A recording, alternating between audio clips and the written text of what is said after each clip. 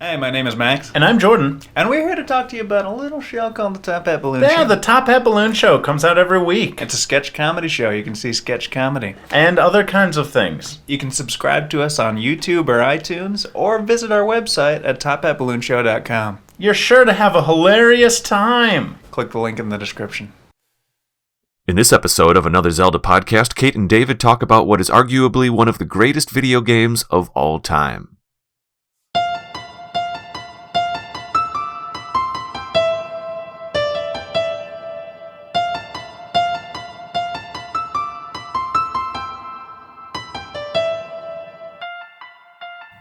Welcome to another episode of Another Zelda Podcast. This, as always, is Kate May, and I am here, as always, with my co-host, David Geisler. How you doing? Hi there, Kate. Hi. How have you been? I've been very well. Oh my gosh, I haven't seen you in a while here. I know. We got the gang back together for another recording sesh today. And boy, is this the episode to do it with. I am so excited for today. I have honestly gotten a couple messages from our listeners saying that they are really looking forward to this episode, and I have to say, me too, because I have been. I was nervous, so I've been doing my playthrough. I was nervous for a couple days, and then something happened this morning when I started to drive up here, where I was just a calm came over me, and I was like, oh man, let's just go home. Let's just go home and talk about Ocarina.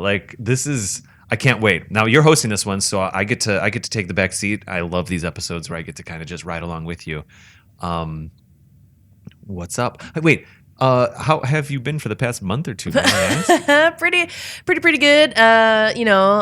Living adult life equals working all the time, but trying to get in those video games when not doing that, and having fun with that. So I was obviously playing Ocarina of Time. Yeah. I am also playing Kingdom Hearts 3, and I'm also playing Yoshi's Crafted World. Fair enough. Which is fun. So I'm trying to play 3 games at once. I'm reading 3 novels at once. I definitely keep busy. How about you? I've been doing a tremendous amount of Sixfive stuff. This has been a very, very busy month. We were at the Midwest Gaming Classic about a week or two ago as of this recording, though that episode will come out, I think, 2 episodes from now.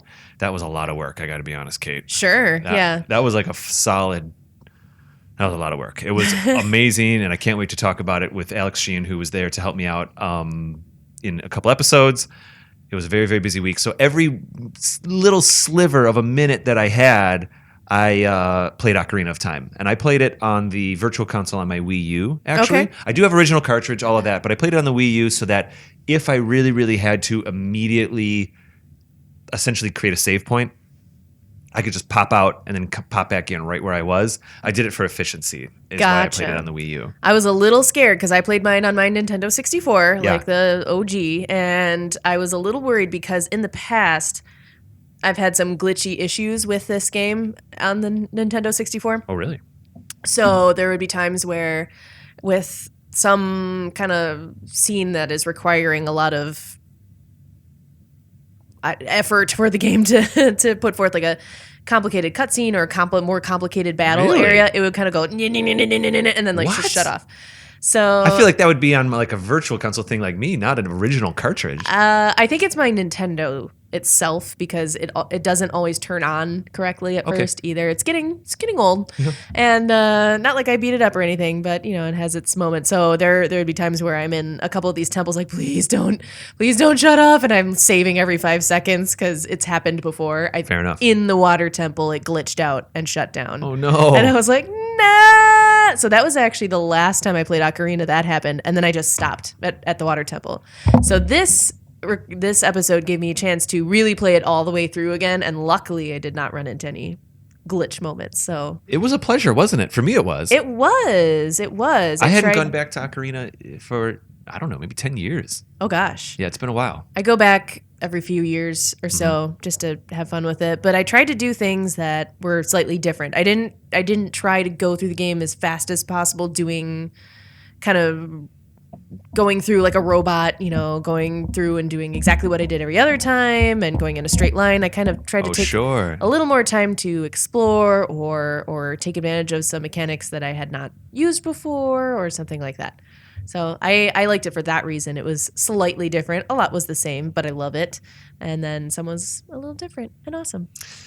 I had a tweet, or maybe it was, some of it blurs. If it's a Facebook message or a tweet or a Discord or an email, sometimes it gets a little blurry because our listeners are just amazing at having conversations with us and getting back to us about things.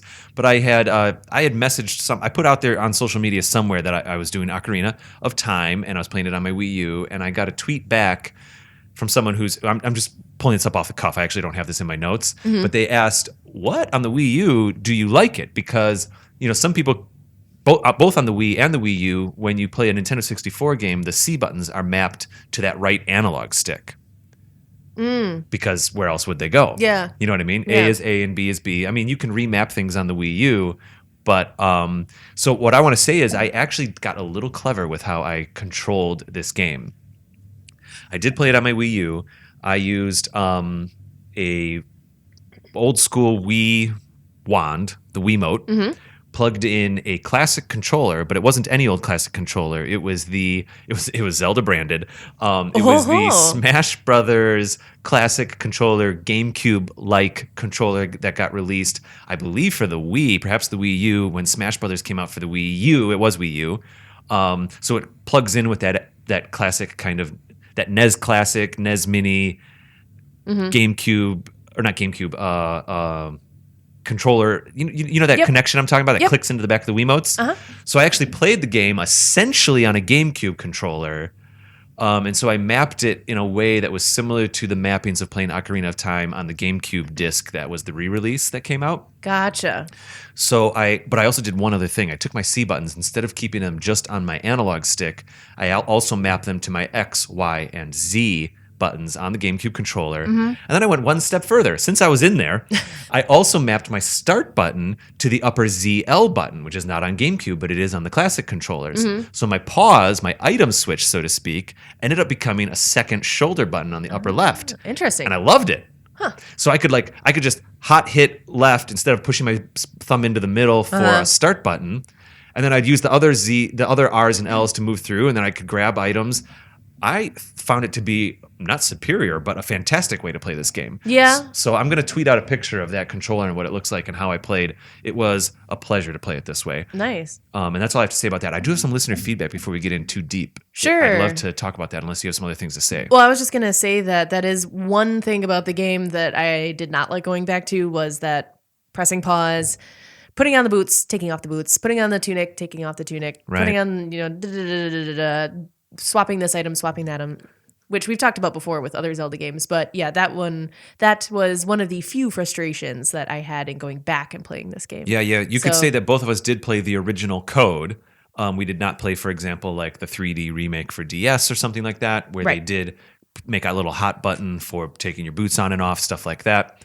We both played the original code. You played it from a cartridge. I played it through Virtual Console. Yep. So we are reviewing, so to speak, that original release back Yes. from 94 or whatever it was. I actually don't have that memorized. 1998. 98. Yes. Okay, 98. 20 Cool. years old, 21 in November. It will be old enough to drink. So I was a senior in high school when this came out. I remember being very excited about it.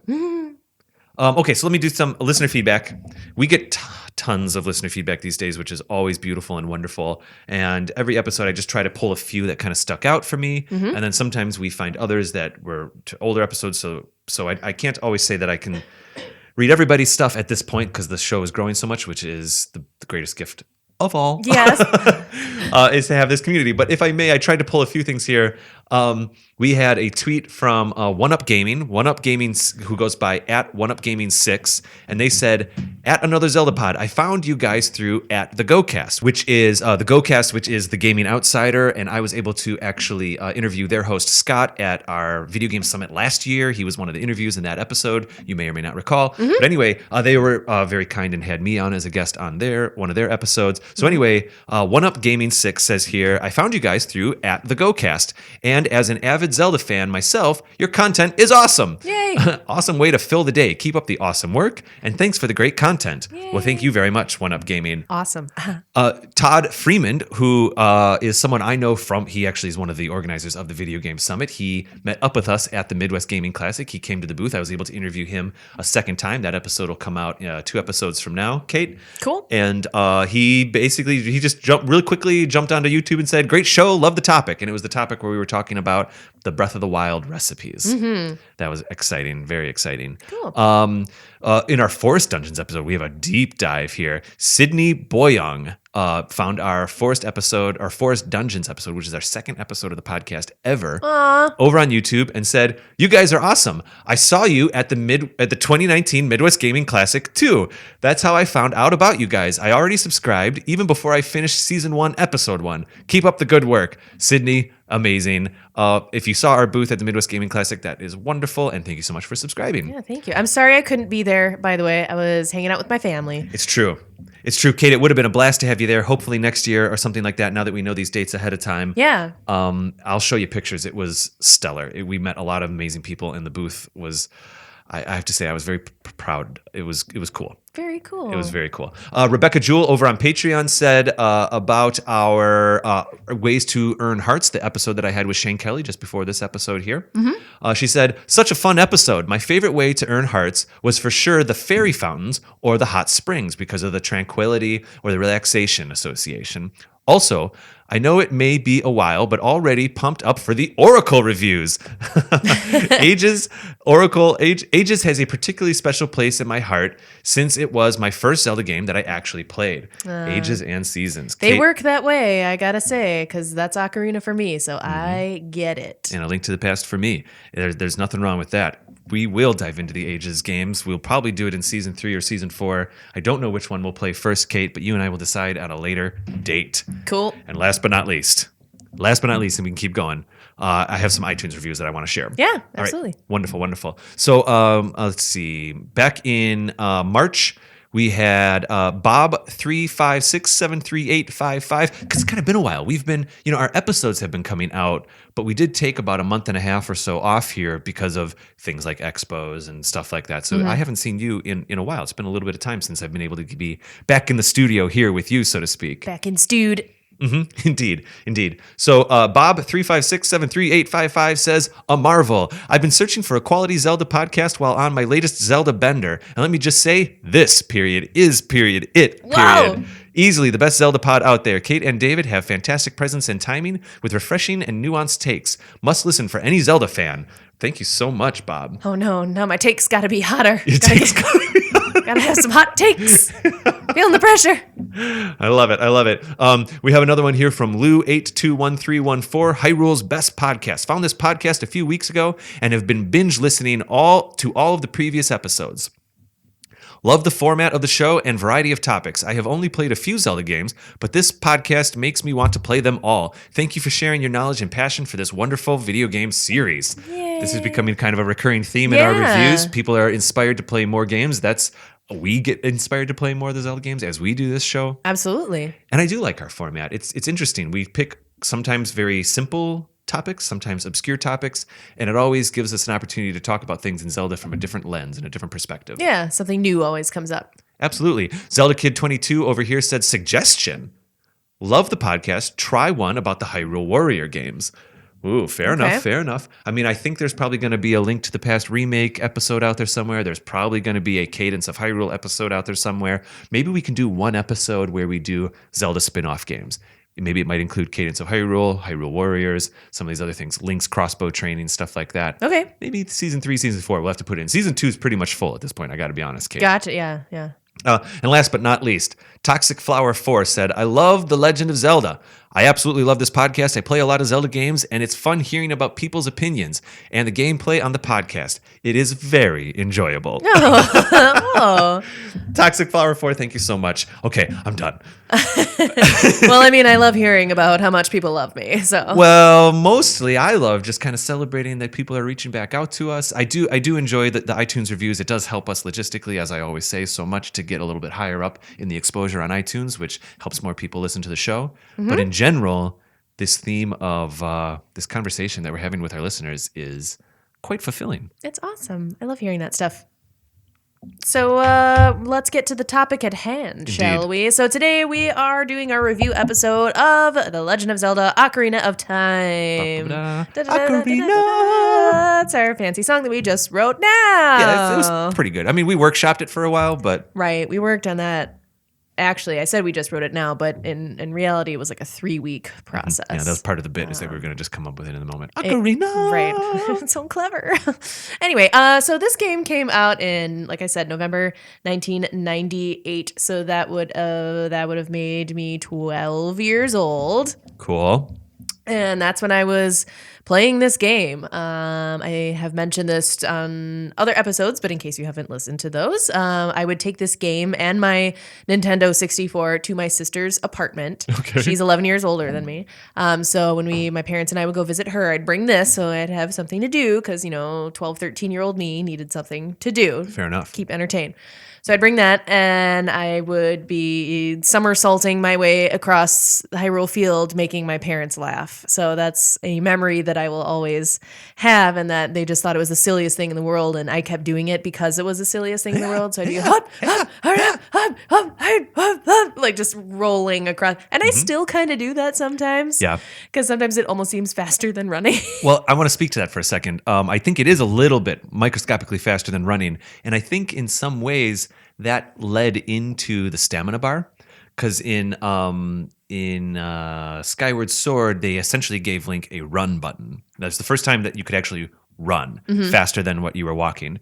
And I think that was a direct response to people clearly realizing that you can go a little faster by rolling.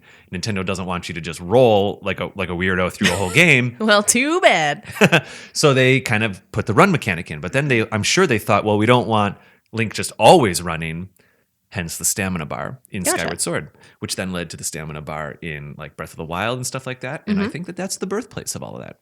Very cool. Interesting. I just wanted to make my parents laugh, but that, yeah. Well, it's my own also observations efficient. there, but I think that's where that probably all came from. Yeah.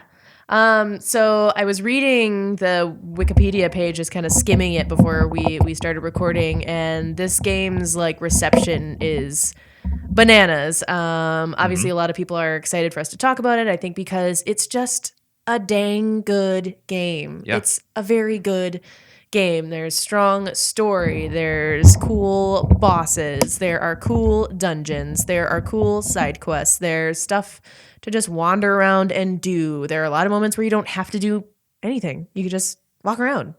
It's not like you have to go do this thing right now. That's really only in the dungeons, but you can just walk around the field or swim around the lake, like whatever you kind of want to do. I wonder if Ocarina came out before Grand Theft Auto 3. I wonder. It's probably around the same times, but Zelda, the Ocarina of Time's engine was not a streaming engine. It was not an open world engine. They had to load each section when you went into it. That's why they cross dissolve in and out when you go into a town or you go out to Hyrule Field. Because when you went into Hyrule Field, they had to load all of Hyrule Field.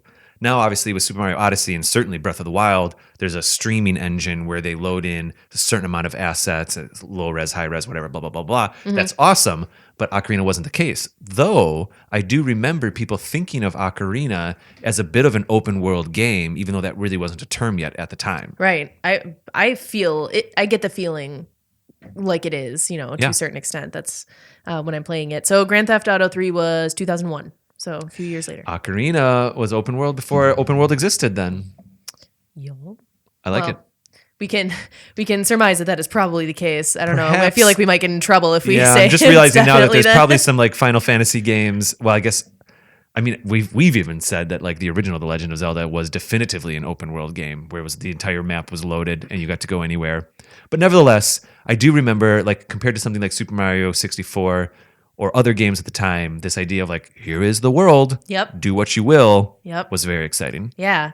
So like some of these reviews that I was mentioning to you before we started recording, like 5 stars, 10 out of 10, 10 out of 10, 40 out of 40, 5 stars, 10 out of 10, 10 out of 10. Marvelous. Etc. And then Nintendo Power, 9.5 out of 10.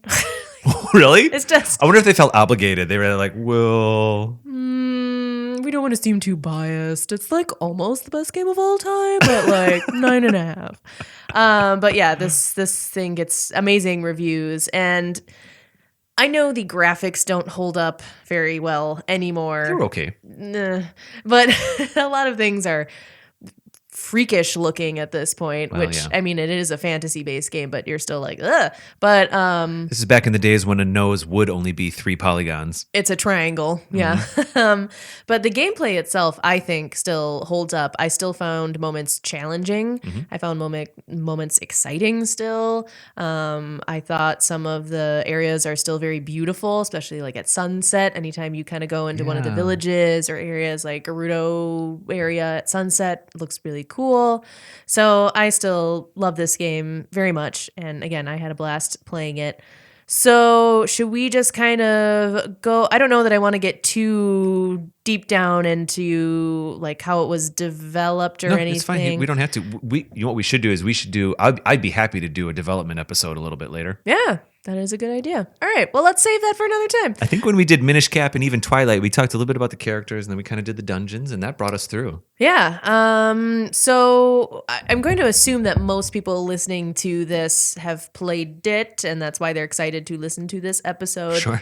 But just in case. So when the game opens up, there's a cutscene right away, right? When you start a brand new game It's file. the tree. It's the Deku tree talking to Navi. Remember, it's just a white screen with black text. Yes. Ooh, So that already, I know, and that already brings you into it. And then basically you start waking up as always as Sleepyhead Link. Well, these days, as always. Yeah. This was kind of the Right. beginning of it. Yeah, that's true. I mean, I guess he's asleep in A Link to the Past.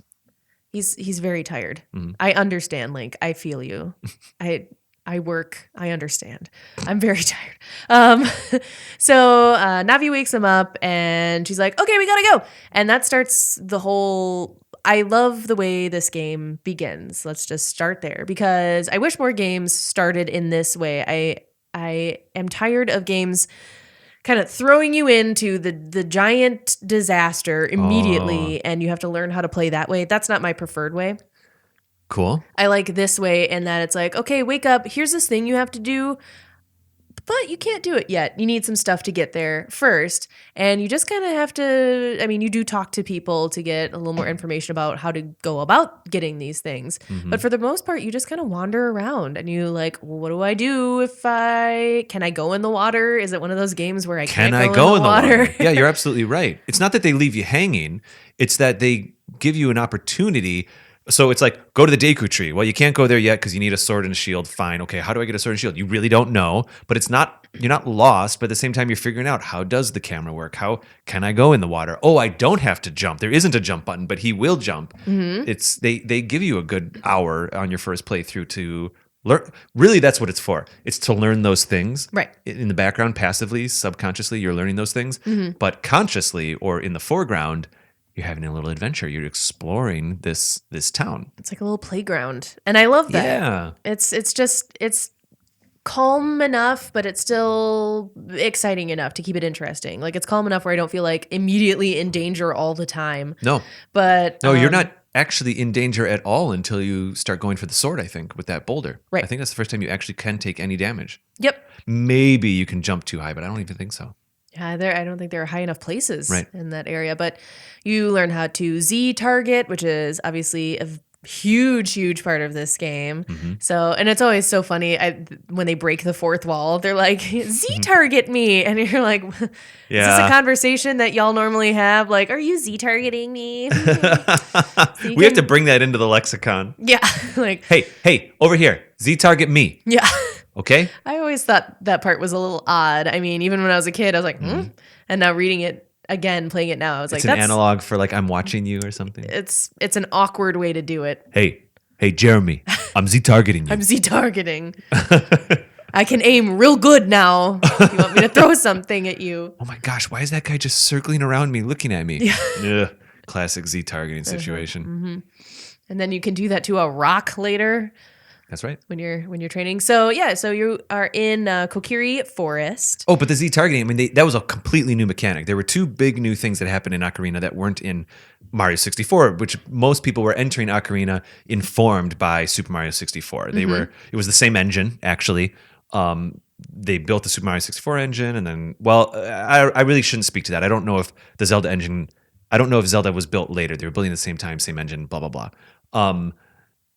But the two new things where you don't have a button to jump and you have a focus button, which did not exist in Mario. You just walked up to a sign in Mario and pushed A and maybe he read it. Oh, yeah. You know? That's right. So this focus thing was completely new to everybody. Now it's a staple in games. Yeah. So the Z targeting, yeah. Yeah. There's a lot of extra camera work going on as well. What do you feel about the camera angles and control in? I was in high school when this game came out. I was already signed up to go to Columbia College Film School in Chicago when this game came out. So I was already thinking very cinematically, and I was already aware of filmmaking and film techniques, and that was going to be what I was going to school for. Mm-hmm. I specifically remember when I started playing Ocarina, thinking for the first time ever that I was experiencing like actual cinematic choices in a video game.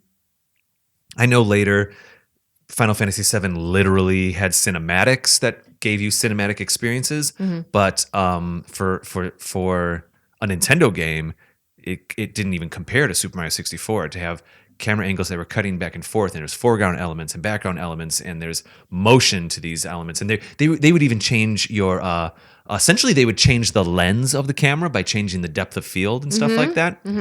I thought it was phenomenal. I really thought that they were making filmic choices with these cutscenes. I agree. One that I have always enjoyed, and I'm thinking of in particular, is when you meet Zelda for the first time, and the camera's kind of flying in and out of the flowers. Absolutely. In the like castle courtyard, or it's kind of, there are moments when it like zooms out all of a sudden, and there's no reason for that other than to be cinematic and to be visually pleasing. You're right. I mean, taking a shot and putting flowers in the foreground is the choice a film director makes. Right. It is not the choice that I initially think of like a game designer making. Right. And I was so excited that the game designers at Nintendo put their filmmaking hats on when they did this. Yeah, and that's, I think, part of the reason why this game still stands the test of time is because of stuff like that, because it's still modern seeming in those choices. Oh, I like that. Like it kind of mixes in with modern games that do that still now, you know, better graphics of course, but have that same kind of thoughtfulness. Yeah, that's true. That flower in the foreground is a blurry mess, but it's there. It's there, and they tried. So but successfully for the time. Yeah, exactly. No, it looked great. And I think if you're playing this game and nowadays and you're really playing it and maybe not playing other games, your brain kind of goes back into that. It did and for me. gets used to it, and you're like, oh, this looks awesome. I played this game exclusively for the last month. Like any spare minute I had, I was playing Ocarina because I wanted to make sure that I could be ready for this episode. Yeah. And so I didn't even play Breath of the Wild. I didn't jump into any other games. I was kind of toying around with Metroid Prime Trilogy before this. I did not do anything except this game. And your brain totally goes back into that space. And mine would go back and forth like it would when I was playing, but then I'd go play Kingdom Hearts 3, which is like the Unreal Engine, and then you're like, whoa, like it's totally different. I'm now realizing, I think at the beginning of this episode when you said like the graphics, you know, I was kind of responding like, yeah, they totally hold up. They're fine. Because that's the only thing I was seeing. I would wager that the like the larger areas, like not really the character graphics, I guess, hold up. So the characters themselves look really weird to me nowadays, real pointy. But I think the other graphics do hold up a lot better. Yeah, I agree. So we're both right. Love it. So Love being both right. Going back to Kokiri Forest, one thing else that I wanted to bring up is I still love the like little fireflies and the little lights floating around. Yes. That was one thing when I started this game up again and I started playing. I just kind of sat there looking at it like, I did hot too. dang. Like, it's so pretty and peaceful. And I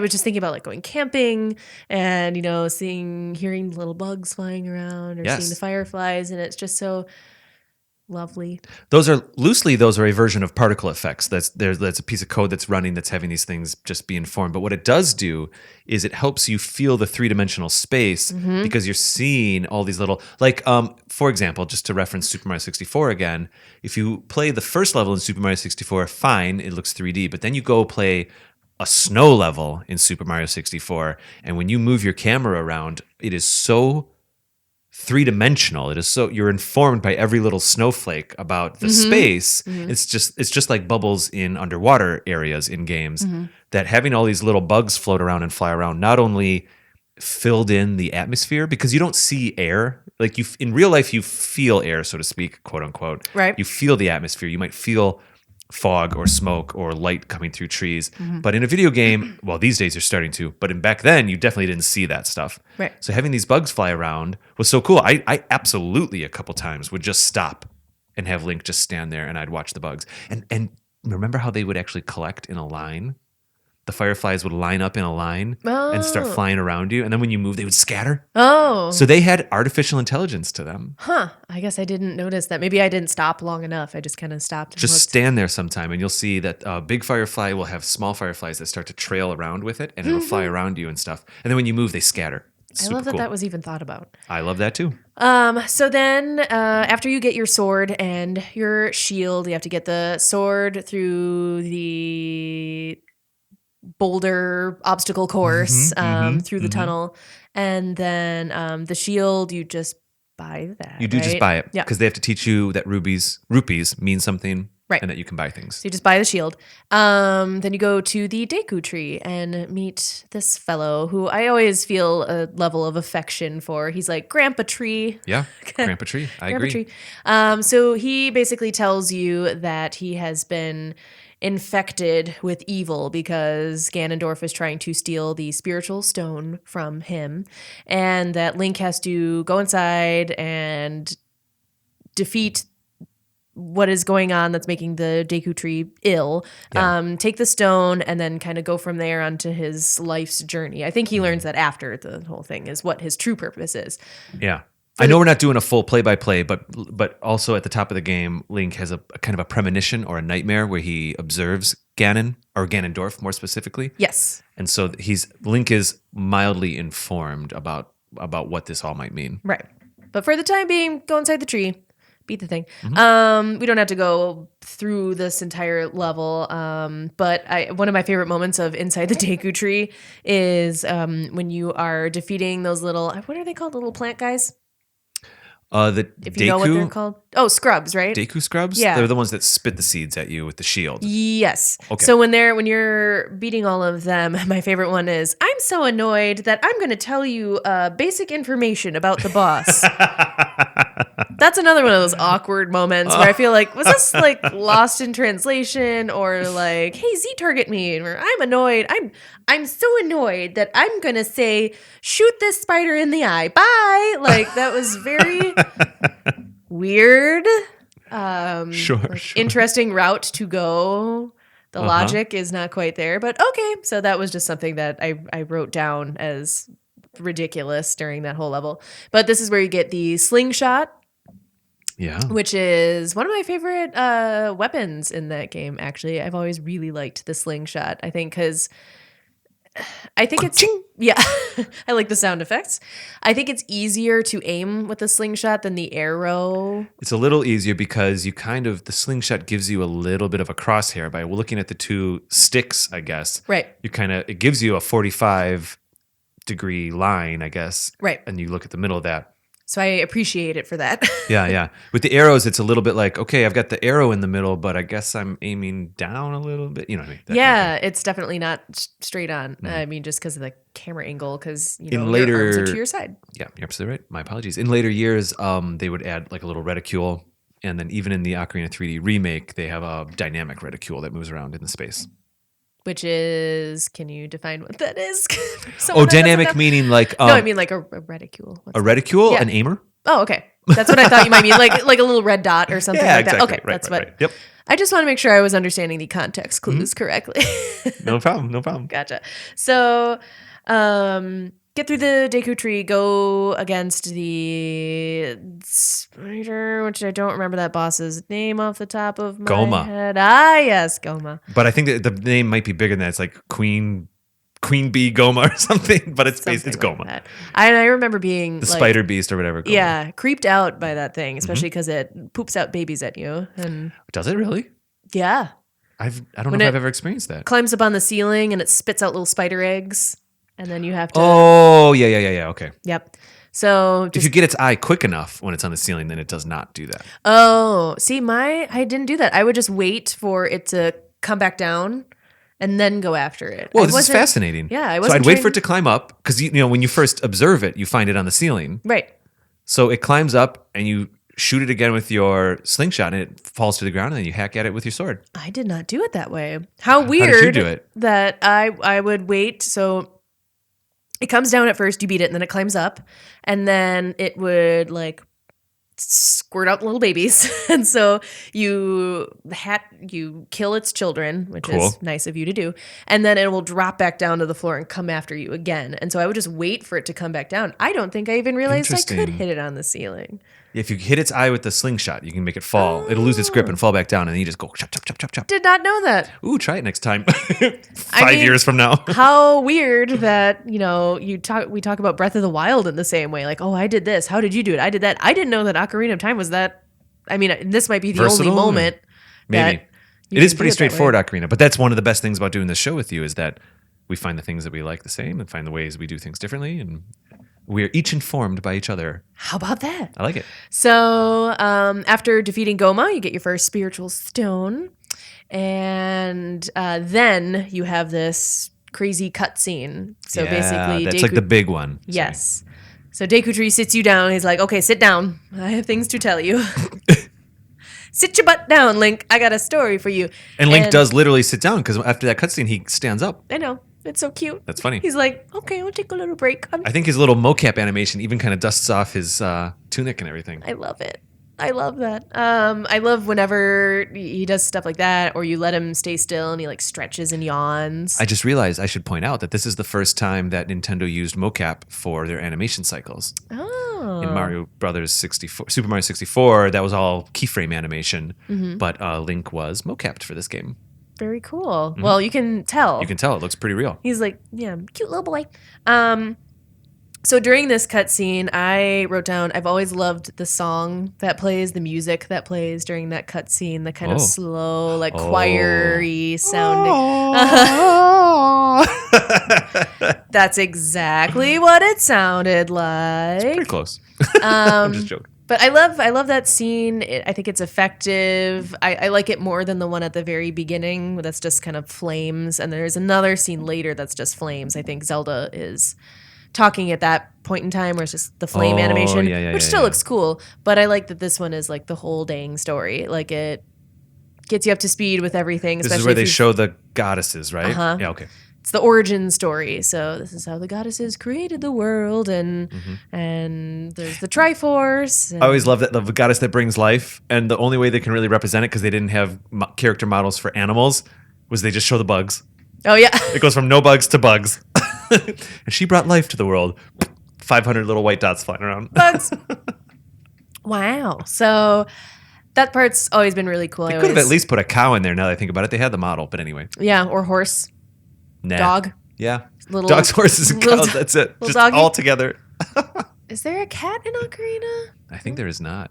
There's Okay. a cat in Minish Cap. There's a cat in Twilight Princess. That's probably the I cat. think that that's I'm where we thinking of. first really started getting cats. Was Okay. Twilight Princess. Well, I'm Team Cat, so that disgusts me. Sounds good. How dare they not include cats until Twilight Princess? Anyway, so at that point you can go off into the world. You meet. Well, that's when you actually go to Hyrule Field. That's the first time Right. like it really opens up. So you meet Saria first. Right? I guess you So could she's say leaving. meet. The Not player meets her, Right. but Link has known her his whole life or whatever. Right. And that's when you get your ocarina, is it not? Right then? She gives you an ocarina. Right. Not an ocarina of Not time. the title ocarina. Yeah, not the ocarina, but a ocarina, an ocarina. And that is one of my favorite moments is, we've talked about this before, when they're on the bridge and he steps backwards 3 times and then books his butt right out of there. Like, I know that animation's a little awkward, but that cutscene is emotional. it is. She's like, we'll always be friends forever, right? And the camera pushes in on her very slowly, and the music's just right. And at the time, that was like I remember feeling weight with that cutscene. Mm-hmm. It informed. So the very next thing that happens is you jump out into Hyrule Field, and so instead of having Hyrule Field be a celebration, there's a sense of responsibility when you go to Hyrule Field. Then at that moment, And I think like this is getting a little scary now. Maybe like I've just left my home, and now what do I do? Where am I going? Like Yes, I this is agree. a big job for a little kid to take on. But I did definitely Snapchat that animation of him like step, step, step, run, run, run, run, run, run, run. Like, bye. That's probably more about the extent of the fidelity of what the animators were able to pull off in the timing. You know what I mean? But still, I agree. Fair enough. So then you're going to go to the castle first, is what you are told to do after meeting everyone's favorite NPC, Kapora Gabora, or however Oh, you say it. Kapora Gabora. Yeah, the owl of Ocarina of Time that countless memes have been made about, I think, all the novels and novels of text. And do you not want me to say that to you again? Yes or no? I think culture has really spun it, and I agree, it is funny, but I think technically he simply just says, like, would you like me to repeat that? And so then we say yes. You know what I mean? Instead of, we're so used to saying, yes, we get it. Like, do you understand? Because he does that later. Yes. What? He's like, did you get all that information? So he definitely switches the question up. Yeah. So then you want to say no, and then he's like, okay, let me tell you again. You're like, no. Oh my gosh. Totally. But I'm pretty sure you can skip, like if you just press B, it skips through all that real fast. Maybe the second time around? Maybe. I know you can hold down A or B and the text moves a little faster. Right. But anyway. Right. So he kind of, Kapora Gabora. yeah. Which actually is kind of really was introduced with the owls from A Link to the Past. I'm sorry. The owl from Link's Awakening. Oh yeah. You know how the owl swings down and tells you about the sword? Like this is now the 3D version of that experience. Yeah. I mean, they are supposed to be animals of wisdom, right, and knowledge. So it makes sense that the owl would be the one telling you how things work. Well, and Kapora Gabora, of course, is a sage, as we later learn, is a sage, not reincarnate, but Yes. in a different form. Yep, exactly. So he kind of gives you the lay down and says, okay, go to the castle. So I don't know what you did. You probably went all around creation before going to the castle. The first time I played, I remember exactly the very first 2 minutes of me going into Hyrule Field back in 1999 or whatever it was, 98. I remember exactly what happened. I saw the castle to the right, and I went to the left. Uh-huh. That sounds right. And I immediately had that massive, Yes. weird, plant spinny helicopter thing fly out of the ground. And I thought, oh, this game just got real. This thing's hard. I'm hitting it with my slingshots going ping, ping, ping, ping. Nothing's happening. I'm trying to swing at it. And then I'm like, I am running away. I am going to the castle. I am going to go to the castle. I'm going to do what they told me to. I'm The sorry. helicopter plant catches up with me, strikes me, dead. Game over. My first game over in the game. Oh, no. Like it was like the first minute, and so then it boots back up, and I'm right there at the field, and I'm like, okay, I'm going to the right. I get it. I've learned my lesson. Stay away from the big flower plant I'm things. sorry. I don't know that I've ever beaten one of those. No, I mean, I don't know if I have either. Ever. I know there's a way to do it. It probably involves the boomerang or something like that, but nope. Ain't nobody got time for that. Because I don't even know what you get from beating one of those. I don't rupees. know either, to be honest.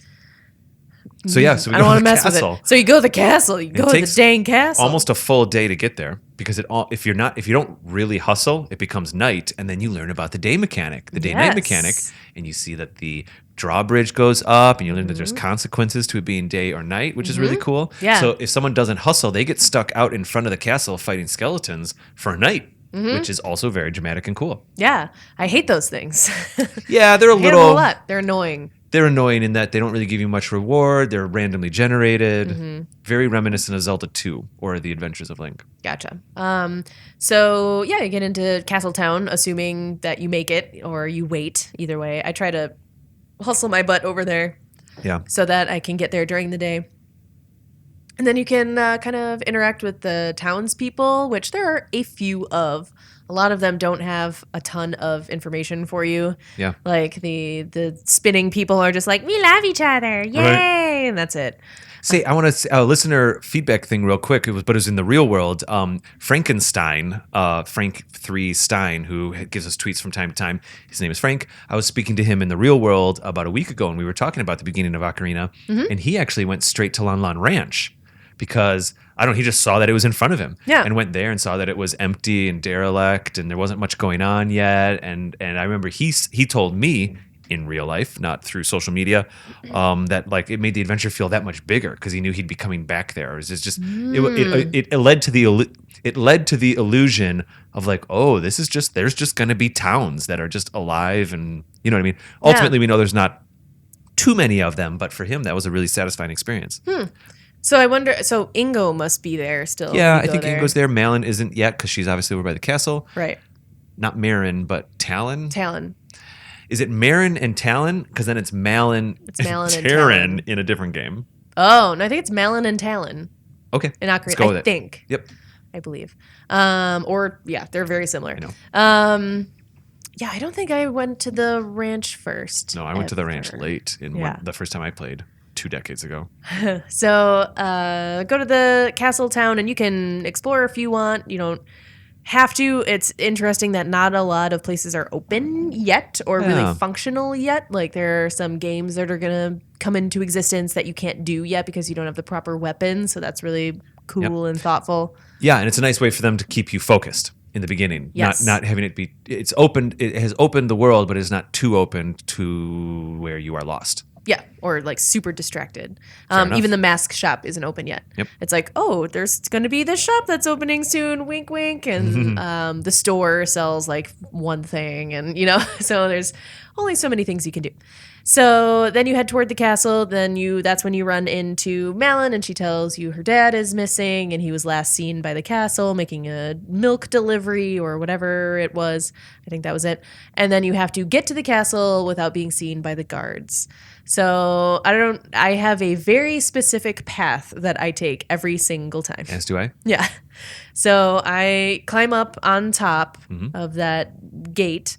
You go almost to the You end. climb the vine thingy, right? Yep, climb up the vine. Which everyone does. Go over to cross over the top of the gate. Right before you get to the end, because there are guards at the end of that overpass. Do you jump down? Jump down. Oh, I always take the ladder, but still, we probably get to the same spot. Yep, jump down because that won't hurt you. Luckily, you can roll forward or whatever. Walk a little bit, turn to the left, go up the between, hill, Yep, go sneakily up the hill. Go between those guards, go all the way basically to the edge, Yeah. and then you can either hop in the water or you can just climb over the bridge. Because if you go in the water, you can get some rupees. So I always go all the way over to the edge, climb more vines, then you jump in, and then you go into the moat, and I usually float through the moat past the guards to the corner. Okay, gotcha. But anyway, it's not vines, it's like bricks. There's a brick texture that you can climb. Yeah. And then basically after you must have the chicken by that point already. You do. So then after you wake up, She gives you the Malin gives you the cocoa. chicken. After you wake up Talon, then you have to do some more sneaking. Oh, but by the way, you acquire that chicken because it needs to hatch. So there's a time mechanic. Yes. And you learn, okay, it'll hatch in 1 day. Again, they're teaching you how the days are going to work. That day matters, that night matters, that time matters a little bit. And so you have to wait a day. So sometimes you just kind of hang out. You just hang out. I remember like sword fighting a tree Sure. usually. One might be inclined to explore a little. They might get caught and then they have to do it again. But Right. anyway, in the meantime, the chicken hatches. Yes. So then you wake up Talon, he runs off, which allows you to take the path to get into the castle, sneak in through the drain hole kind of situation, whatever you want to call that. And if I may, what comes next is the closest to the original The Legend of Zelda that this game gets with the like screen-to-screen slidey thing. Oh, yeah. Because they can only have so many things going on at once. So many guards rotating. This is kind of the only point in the game where they do the... I'm sure that they built this game somewhat in chronological order. Like, I'm sure they built the... let me put it this way. Sneaking into the castle, I'm sure, was an early part of the game's development. And I am positive that they were exploring with should Link touch the side of the screen and should the screen shift over to another view. And this part of the game certainly shows that. Yeah. I like this part too. It's just kind of fun to do. There's a couple, I think this is another section actually where there's a couple different ways because you can go different routes to get past the guards. Go above, in go below. A couple of these sections. Yep. Now, a lot of times I know you don't really love like the stealthy stuff. True.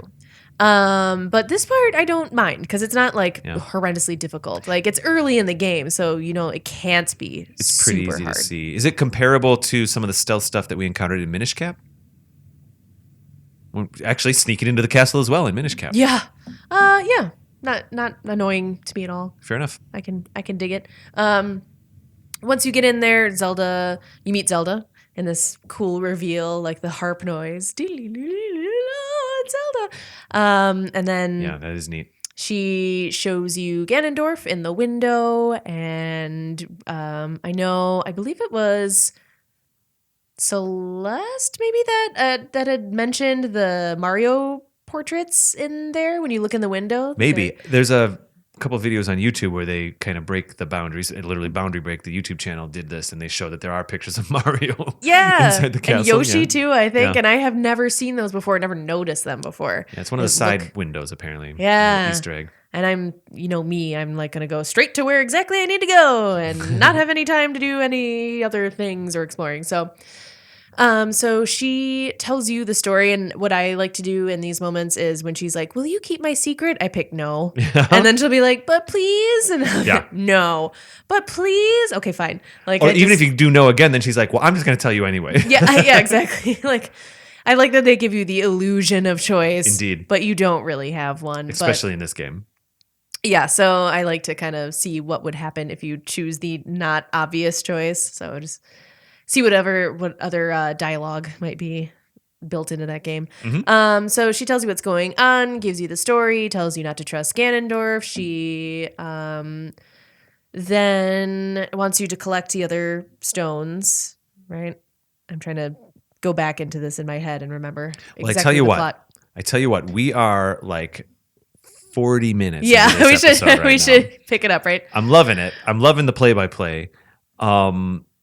I think we got to a nice point here. We have met Zelda. We've met Zelda in 3D. Let us go to break. And I'm not saying that we're going to cram, maybe we do a second break on this episode. I'm not saying that we cram all of the rest of the game into the second half. Yeah. But when we come back, I think that'll give us an opportunity to speak about the dungeons that go to him traveling through time. Mm-hmm. I figured that the time travel would be our act break, but maybe we take at least one right now. Well, I mean, Ooh, I why are can you say, hesitating? no, I could say, for example, like, we don't have to talk about the Forest Temple because we have a Forest Temple episode. So I would suggest. We can just speak to it very quickly. Right. But Okay. if you want more details, check out the Forest Temple episode, for example. We're becoming a wiki. Yeah. We're a wiki podcast, WikiLink. Exactly. Interesting. And then, have we done a Fire Temples episode? I'm trying to remember. We did do fire. We did. Okay, and I we thought did so. do And the Spirit. Spirit. Yes. So I'd like to speak about them a little bit. Yeah. Okay. But we have other options too, as well, if our listeners want to check out more detail. Basically. I love it. Let's take a quick break here, and then we'll come back in where Zelda sends him off on his journey. Sounds good. All right, great. Okay, bye. Hey everybody, I hope you're enjoying the episode so far. I just wanted to take half a minute here to tell you a little bit about Another Zelda Podcast's Patreon page. We set up our Patreon account about halfway through Season 1, and the support that we've received over there has been humbling, to be honest. I'll just get right down to the details. We are basically offering 3 different tiers for anyone who wants to support Another Zelda Podcast. We have the Sword tier, the White Sword tier, and the Magical Sword tier. We are very proud of ourselves for coming up with those 3 tiers. Essentially, the Sword tier allows people to just say thank you to Another Zelda Podcast, get a little bit of recognition on the website. White Sword offers some additional content, bonus content, extra episodes, little half episodes that we put out, and also all episodes come out a week early with a little bit of commentary on the top and no ads. So you will not be hearing this on a Patreon file. We also finally have our Magical Sword tier, which has all the other things added into it, and also access to an elite Discord channel that we run, which allows us to have a very personal connection with the people of Patreon. To be honest, I have a lot of fun recording the little intros that I add onto the episodes, and also putting together some of these. Well, if we interview someone, sometimes we'll put the uncut interview on our Patreon page. I joke sometimes it's almost like what special features were on DVDs way back in the day. That's what we offer on our Patreon account for the White Sword level and the Magical Sword level. All right, like I said, I don't want to waste too much of your time here, go check it out at patreon.com, Another Zelda Podcast. You can also find links and a list of our current supporters over on anotherzeldapodcast.com. Hey everybody, I hope you are enjoying the episode. I just wanted to take a minute here to tell you about a new show from Sixfive Media. It's called The Studio Demands It. There are just a couple episodes in right now. Two gentlemen, T.C. DeWitt and Jim Brzelik, who are writers, screenwriters, film directors. They both live out in California.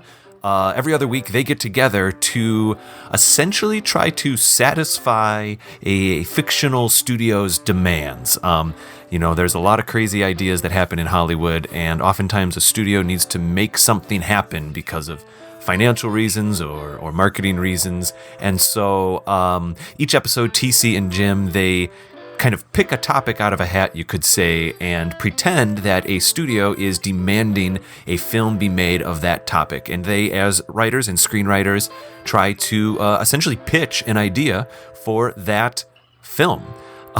Ideas as horrible as things like maybe Titanic 2 or something like that. They've already done episodes on the Die Hard franchise, how to reboot Die Hard. They did most recently a Cannonball Run episode. What would you do if a studio demanded a remake or a reboot of Cannonball Run from the early 1980s?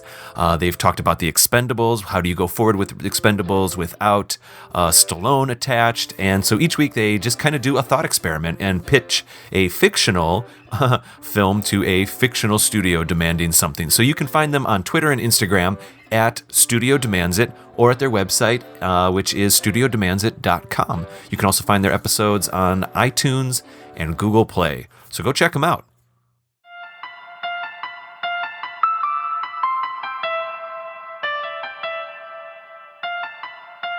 And we are back from our break. Welcome back to Another Zelda Podcast. It's Kate as always. With Dave as always. As always. Welcome back.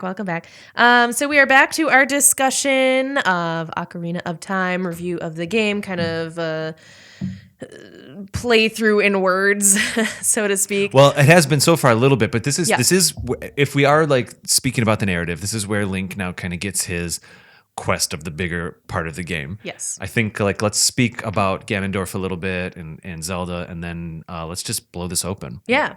So basically where we left off was that you just met Zelda. So she introduces you to Ganondorf. You have Zelda, you have Link, you have your trifecta of characters. Very good. So you have your main three, and then you also have Impa. So Impa is a fairly large character in this game, in that she protects Zelda throughout most of the game, and then she's also part of Kakariko Village, which is where you head next. Sure, and Impa also represents the beginning of our exposure to the Sheikah. Yes, exactly, which comes in later. Yeah, in now the they're game, a staple. Now, yes. But in the beginning, I was kind of like, the Sheikah what? The who? Yeah, absolutely. So let's see here. So Link gets his quest. He realizes that Ganondorf is possibly evil. And he heads out for two more Spiritual stones. Stones. First, he learns Zelda's Lullaby, which is a very important song. Obviously, that comes into play during a lot of the game. When does he get the Ocarina of Time? It's not then. It's when he comes back. When he comes back after Zoras Domain. Yeah, That's right. So he has a normal Ocarina right now. Normal Ocarina, but he learns Zelda's Lullaby on it. Goes to Kakariko Village, another town full of some fun characters to talk to. The construction team that have been in multiple games are there, so they're always fun to see and listen to them complain about their boss and everything like that. Right. You have your scary spider house. Yeah, the Scutella. That's just a scary spider house. That house was pretty freaky deaky for the time. I remember like the sound effects and the look. And how they would pop down. Yeah. Like if you're trying to get me to help you and save you, don't scare the crap out of me first. That's not nice. But that whole story is basically the more golden skulltulas, or however you say it, you kill, you get the little tokens, and then you can get bigger wallets and stuff like that. I think I only got as far as to get like the giant's wallet. I think in all my playthroughs, this particular playthrough, I was a little more aggressive with getting the Skulltulas, but I didn't go back as much. I was playing a little quicker. I got the first round of stuff, and then I think eventually you do get more. I mean, each character gives you something a little bit more. I think I actually got... can't speak to that right now. I think I got to like 3 or 4 of them. Cool. Because I feel like I found more. Oh, I also played this game with 1 bottle. Oh, I was playing very quickly for this review. dang. I think I had 3. Yeah. There's a 4th bottle that I think is.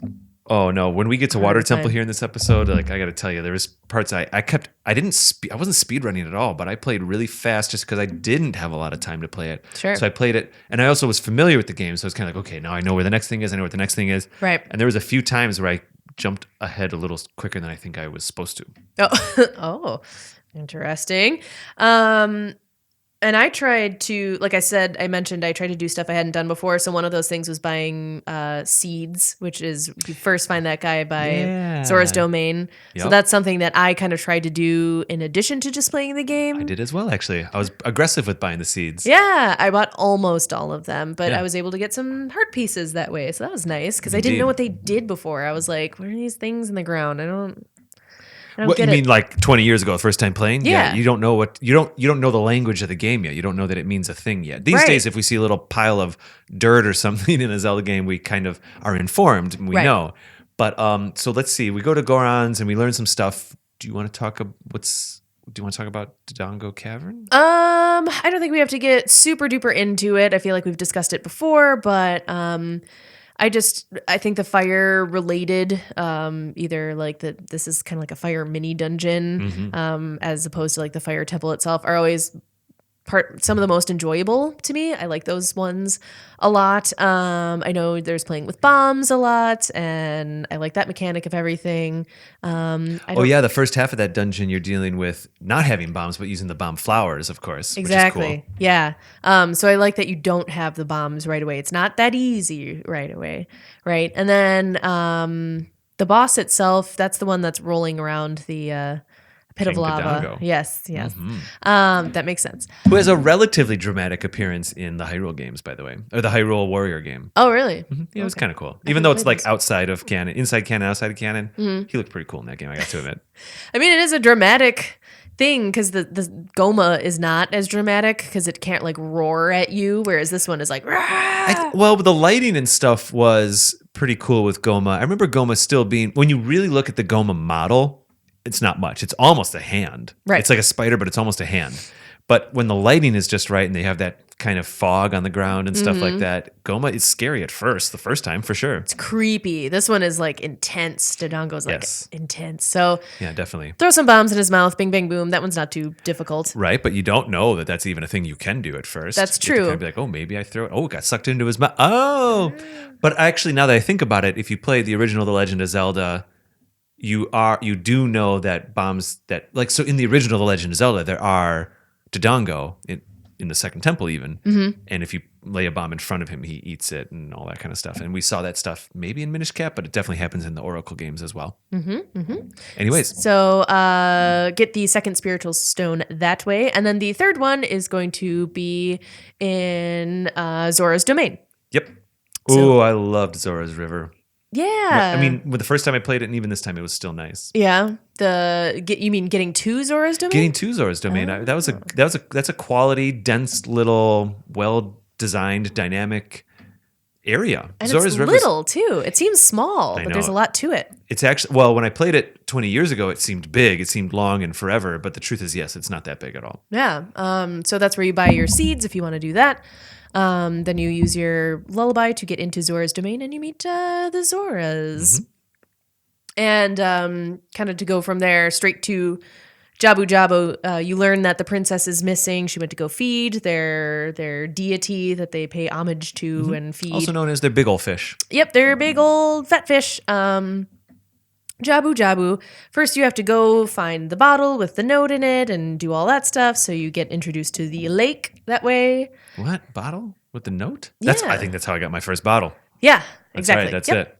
So you have to, the king's like, oh, I don't know where my daughter is. And you get told in some way to go, you do the diving game, which allows you to have That's the right. scale. There's like so many parts to just being able to get to Jabu Jabu. It's a little insane, but it introduces you to swimming.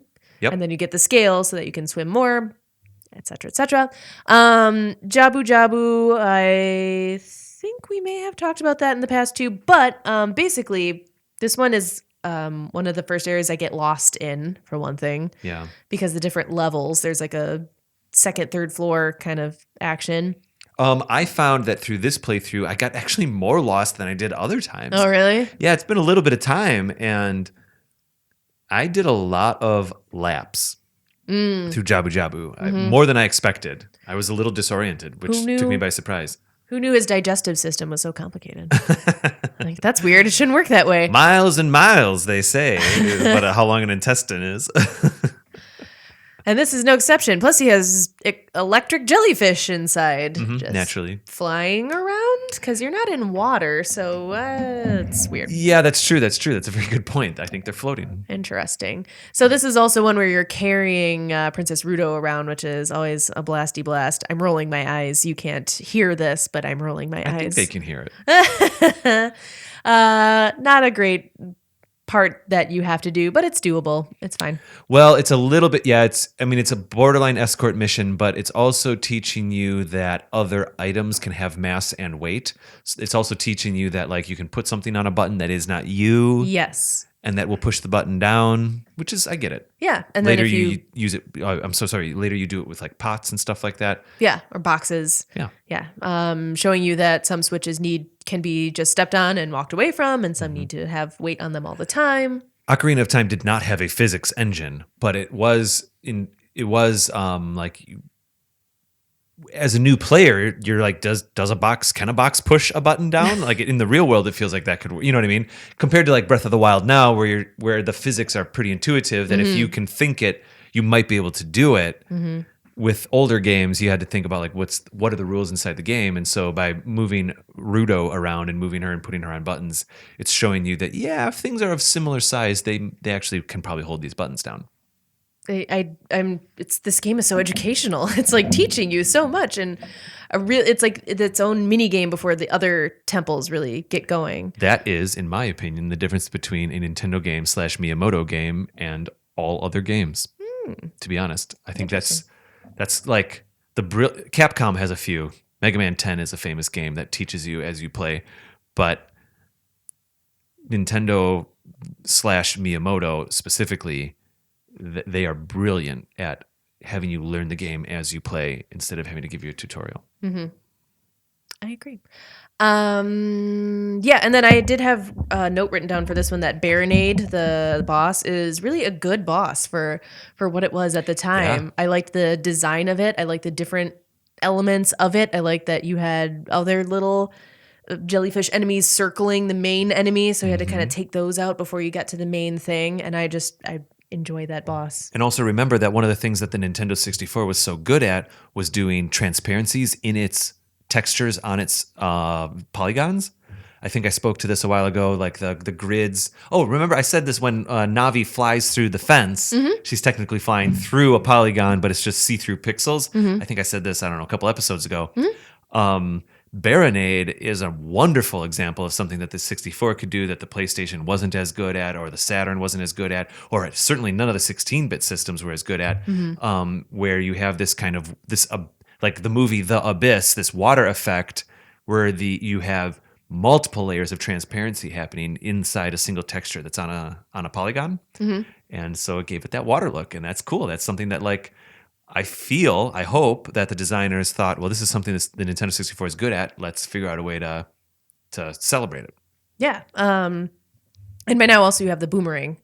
So that's helpful. You get that inside Jabu Jabu. I love that weapon as well. That is one of my ones that I really like to use. It's the boomerang and the slingshot. I'm always bummed when you become an adult and you can't use those. I'm like, dang it. Yeah, and Ocarina. I like those. When we play The Legend of Zelda for the Nintendo Entertainment System, you should also love the boomerang. Hint, hint. Okay. Sounds good. How mysterious. Another thing that I had written down was that I really appreciated how this game points the camera to like a newly unlocked door, so that if you are getting lost, and this is more, I don't think this is really inside Jabu Jabu, but it's around this time, and it's in it's several of the temples and dungeons where if you like beat the enemy that pops down at you and you have to beat them to unlock the area, the camera will point you toward the newly unlocked area so you don't get lost.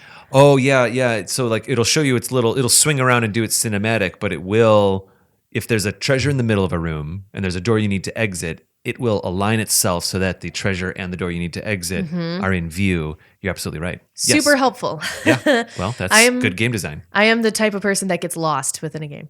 So anyway, after you beat Baronade, then you have your 3 spiritual stones. Yep. And then you are heading And you back. think you're done. You think you're done. No, you're so not done. You got 7 more of those things to go. Well, I think 5 more, but yeah. 5. Okay. Yes. I think the magical number in my head is 7. Actually, I want to speak to that. That is one thing that through this playthrough, I've always known that there's a forest temple, fire temple, a water temple, a spirit temple, and shadow temple. Yep. That's 5. But somehow in my memory, I remember more. Yeah. Like this game went a little quicker than I expected. I'm jumping ahead a little bit, but this game ended quicker than my memory serves. Yeah. I think it took me less time as well. And I was like, well, that's it. I remember being at the water temple and thinking to myself, like, "Ooh, just at the beginning." Yeah. But of course, I was capping out on halfway through. Right. Yep. So go back to the castle. That's where you get the Ocarina of Time. Is that? Yep. Well, he Cutscene. goes. He goes back to the castle, and a cutscene ensues, which is Zelda fleeing. She disappears here on out. He gets the Ocarina of Time and heads towards the Temple of Time. Yes. And that is when you learn another new song, and then you are also getting transported into the future. This is also assuming you've already been to the ranch and gotten your horse, by the way, which we kind of skipped over, but you can go to Lon Lon Ranch. You can get the horse as a kid? You have to be an adult to get the horse, I thought. Oh, that's right. I lied. You can meet Epona. Yeah. That's what it is. Meet Epona. Definitely meet Baby Epona. Yes, meet Epona and then learn her songs. And I'll tell you, can get her later. If you love Baby Epona, Link rides her in Majora's Mask at the beginning. Oh, cute. But not for the game, to be honest, now that I think about it. Well, Oh, well. it counts a little bit. Counts a little bit. So now we are going into the future. Mhm. So you learn that basically Link was protected for the 7 years, right? We could say frozen. Frozen. He wasn't logistically frozen or literally Right. frozen. Frozen but, in time. yeah. Gets shot into the future, and now everything sucks. And by the way, to say like frozen is somewhat accurate because he does not time travel 7 years forward at his current age. He continues to age. Right. He's 7 years older. Yes. So he's just like in some kind of weird stasis for 7 years. You're all grown up now. And I remember trying to figure out what age that is then. I always thought it was somewhere around 14. I thought it was 7 and 14, honestly. Okay. I figured it was some teenage. I just wasn't sure if it was like higher teenage or lower. But yeah, I was like, oh, I wonder what that age is. Because like, what is 14 really all grown up now? Well, is 17, you know? But see, even as he's an adult, there's a lot of talk about like, you'll become a man, you're almost a man, you're a real man now. That's true. There's a lot of adolescent, like, teenager to early manhood conversations that happen in this game, which I did not notice the first couple times I played this game, but I noticed very much this time around. Yeah, I guess there are a couple wink moments like, oh, do you like from a female character to him saying like, hey, do you like what I look like or something like that? Yeah. And they're like, just kidding, you silly kid. Like, But even Darunia is like, you're a real man now, or can you be, you know what I mean? It's less subtle than I remember. This whole like, you can imagine at the time we've spoken to how the Zelda franchise has grown and become a little bit more ambiguous to these days and is a little bit more open to multiple stories. But you think about a game from 25 years ago and the demographic was 14-year-old boys playing it. right. Certainly that wasn't exactly the case. You love the game and everything else, but unfortunately maybe the stereotype of the demographic was that it was 14-year-old boys playing this game. And so I was a little surprised by how much the narrative fed into that this time around. Sure. I didn't even think about that. Interesting. Let's see. Okay, so I'm reading my notes here. So going to the forest temple first, you have to find your friends, basically. Find your or try to find your friends who turn out to be sages. So you have to go through all these temples to rescue someone or something like that. Right. That's the general theme. So the first one is going to be the Forest Temple, and Saria is your friend in need. And there. Link learns that from Raru, I think, right? Doesn't he say like, hey, I'm a sage. Guess what? You have to go find the other sages. Yes. If we all come together, we can defeat Ganondorf. Yes. I don't even know if he calls him Ganon yet. I think he just calls him Ganondorf. Probably. Or maybe he just calls it the Great Evil or something like that. You know what I mean? The evil Gerudo King. Yeah. So again, as we mentioned before the break, we do have our Forest Temple episode. So check that out if you want to get more detail. For sure. But let's speak about it a little bit because this might be some people's first episode. Well, one thing, I got super lost this time. I did too. What the heck?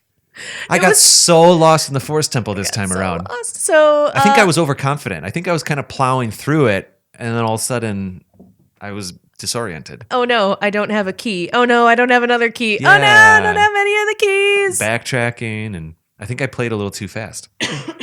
Yeah, I think so too. And then also my TV was very, very dark. I had to brighten it significantly so I couldn't see anything. So I think I missed a door at one point because it was blending in with the wall. And I didn't know it was there. I did a part where I hook-shotted I climbed one of the fences with the 3 spiders on it. Yes. And I got around one of the spiders, and I was kind of like, am I cheesing the game right now? Am I supposed to actually get up here? And I got up there, you know? And it took for a while, then I got lost, and I thought maybe I wasn't actually supposed to be able to get up that fence. I got really turned around in the Forest Temple this time around. It was shocking. So basically, you're going through this very dark area trying to retrieve the lights that are actually ghosts. Mm-hmm. These ghosts flying around in the middle that as soon as you go in the center room, as soon as you go into the center room, they fly away and you have to go chase them down. So the reason I got lost again was because it requires so many of those dang small keys. Yeah, many small keys. Small keys. I was impressed by my, really, really playing it and really looking around and really spending some time in the forest dungeon. There is a lot of detail in this particular dungeon. I know it's one of the earlier ones that they built in the development cycle, but there's a lot of bushes and leaves and vines that, polygons on top of polygons just to create the texture of a wall. I was really impressed by the level of detail in this dungeon this time around. I've always liked this one, except for this last playthrough, kind of, because I got so lost. But I've generally really always liked this one for the music, for one thing. We've talked about that a little before, but I really like the just ambient kind of creepy music. This temple's almost creepier than the temples that are meant to be creepy. Like, it's just a lot of dark, gloomy, decaying, like old house with odd sounds in the background kind of environment that I liked for some reason. I thought it was just really interesting. To speak to the point that you made, I think maybe both of us fell victim to this. Perhaps my memory of the Forest Temple and many of the temples in the game, it was like, okay, I remember this room. Okay, I got to get to that room. I got to get to that mini boss. And I think I didn't allow myself to sometimes play it moment by moment. And occasionally that's how I would actually get lost. I'd skip over something. Yes, there's one part near the twisty room section, which was always very, very cool. Yeah. I still think it's cool. When I was a kid, I thought it was amazing. Like, this room is twisted, what? And yes, Navi, you can tell me that the room is all twisted. I see it with my own eyes. Thank you for reiterating. But there's an area around there where you have to go through a hole in the floor. Yep. And that's what I missed this time around. You didn't go through the hole to fall down to the lower level. I totally did not think to do that because you see a hole in the floor, you don't want to go down there. Yeah. Probably. Right. That's my first thought is why would I want to go down there? That's where you fall down and then you die or something. I did notice that in general, there was a couple fall cheats in Ocarina of Time everywhere. The fire dungeon has one when you fall way, way down. Yes. There's a couple times in some of these temples where Link can fall and he doesn't get hurt. Right. And you know that they overrode the code so that he wouldn't get hurt, and that's a little off logic. And I think back 20 years ago when we played these games, we weren't thinking about the logic of the systems of the game as much as we do these days when we play something like Breath of the Wild. I think we would just say, like, there's a hole, I'm going to try it. And so in some ways, my expectations of how games work now get hindered. Like, no, that hole, look at the bottom of that hole. It's 5 stories down. Of course I will never jump down this hole. You know what I mean? Yeah, that happens in the Shadow Temple as well. It does. With Bongo Bongo. Yeah, you're right. Fall down onto the drum there. So yeah, you progress through the Forest Temple. You find the portraits of the ghosts. The whole point is to shoot them with your arrow, but without getting too close to them, because then they'll go away. They get spooked. They get The spooks get spooked. the spooks get spooked. So grab those guys, and then there's that whole big rotating thing on the bottom too. Right. So you take your little elevator down, and Feels like the second phase of the dungeon, but it's really kind of more the finale. yeah, it's shorter, but it's still kind of like majestic in a weird way, because it's like you're pushing and rotating this entire giant area. I don't know how the physics of that exactly work. Like, what are you rotating? Like the whole freaking temple? I don't. Yeah, no, I agree. Yeah, it's weird. But But by doing that, you're revealing different little patches of the room. So you get some Yes. keys, you get some, some things you need. Yep. And eventually you rotate it enough to, I think, get to the boss. To the boss area, which is Phantom Ganon, which you think is the real deal at first. Yeah. And then it turns out he takes off his face, totally normal, not creepy at all. And he has a face made of like fire. That's fine. And this boss it's always a challenge, I think. I had a harder time this time around than I did in previous playthroughs. My main trouble is I can kind of figure out which painting he's going to come out of. And I know there's a trick to that. It's when he's on one side versus the other. You have to keep an eye out for that. But my problem is I never react quickly enough to shoot him with the arrow. That was where I fell apart. I did a new strategy this time around where I would stand in the middle of the room. I would pick one of the two. So I'd be right half the time. It's 50-50. And if he started to jump out, you could shoot him. Just as he's coming through, you could shoot him with an arrow. I would stand there in first person mode and just wait and then fire an arrow. If it was the wrong one, if it was the decoy and he turned around, then I would just book to the edge of the room and keep rolling, and then you kind of would miss his lightning bolt that would come down in the middle of the room, which is not the strategy I took when I played it in previous times. But this time that's the way I went. And it was okay. It was a little bit more laborious. It was a little bit more systematic, not systems, but systematic, where it was like, well, I'm just going to roll the dice here. It's either going to be him or not. If it's not, I'm going to dodge. It felt a little less engaging, to be honest. I wonder if there's a way you can stand in the middle and like just aim up and just hope he's going to cross over you. Well, I did notice he always fires the lightning bolt down to the center of the room, so you can dodge the lightning bolt at least. I don't want to do that. Okay. Yeah, and then when it comes to like ricocheting the energy back and forth, Oh, yeah. I tend to always like swing my sword way too early. Yeah. And then he hits me. I feel, maybe I'm crazy, but I feel like it is happening at kind of different speeds. Oh, yeah. They definitely, there's a slightly random variable. It slowly speeds up, but there's also Well, a there's random variable that comes off of it each time that they set on the speed of that thing. Yeah. So it does change its speed. I know it speeds up, but I mean the first one or first two or something. I feel like some of them came quicker for that very first one. What it is there is a curve to the energy coming at you that curves up so that it generally speeds up every time. But in addition to that, there's a modifier variable that randomly generates if it's going to go faster or slower on that curve. So that does give that randomness. So it eventually continues to get faster and faster, but there's a randomizer to keep it fresh. So that, yes, you feeling that is absolutely correct. Gotcha. Yeah. So that made it more difficult because I'm like, why am I so bad at predicting this stuff? Well, I wonder if that's true or not true in like games like the Wind Waker, when you play the volleyball with the Phantom Ganon in Wind Waker, if it randomizes its speed or not. Playing volleyball. I like it. Or tennis, technically. I always say volleyball, but anyway. I like that. I like that one better. Volleyball? Yeah. Okay, you take it. No, you take it. It's just more silly to imagine Link playing volleyball. So once you get that done, you have Saria as your sagey friend. And then from there, you are going onto the Fire Temple next. And we don't have time, unfortunately, to go through like all the side quests and all the extra things that you can do in this game. I know you can do fishing, for example, which I've done in previous games. I didn't do it in this one, but you can try to catch, your biggest fish or whatever.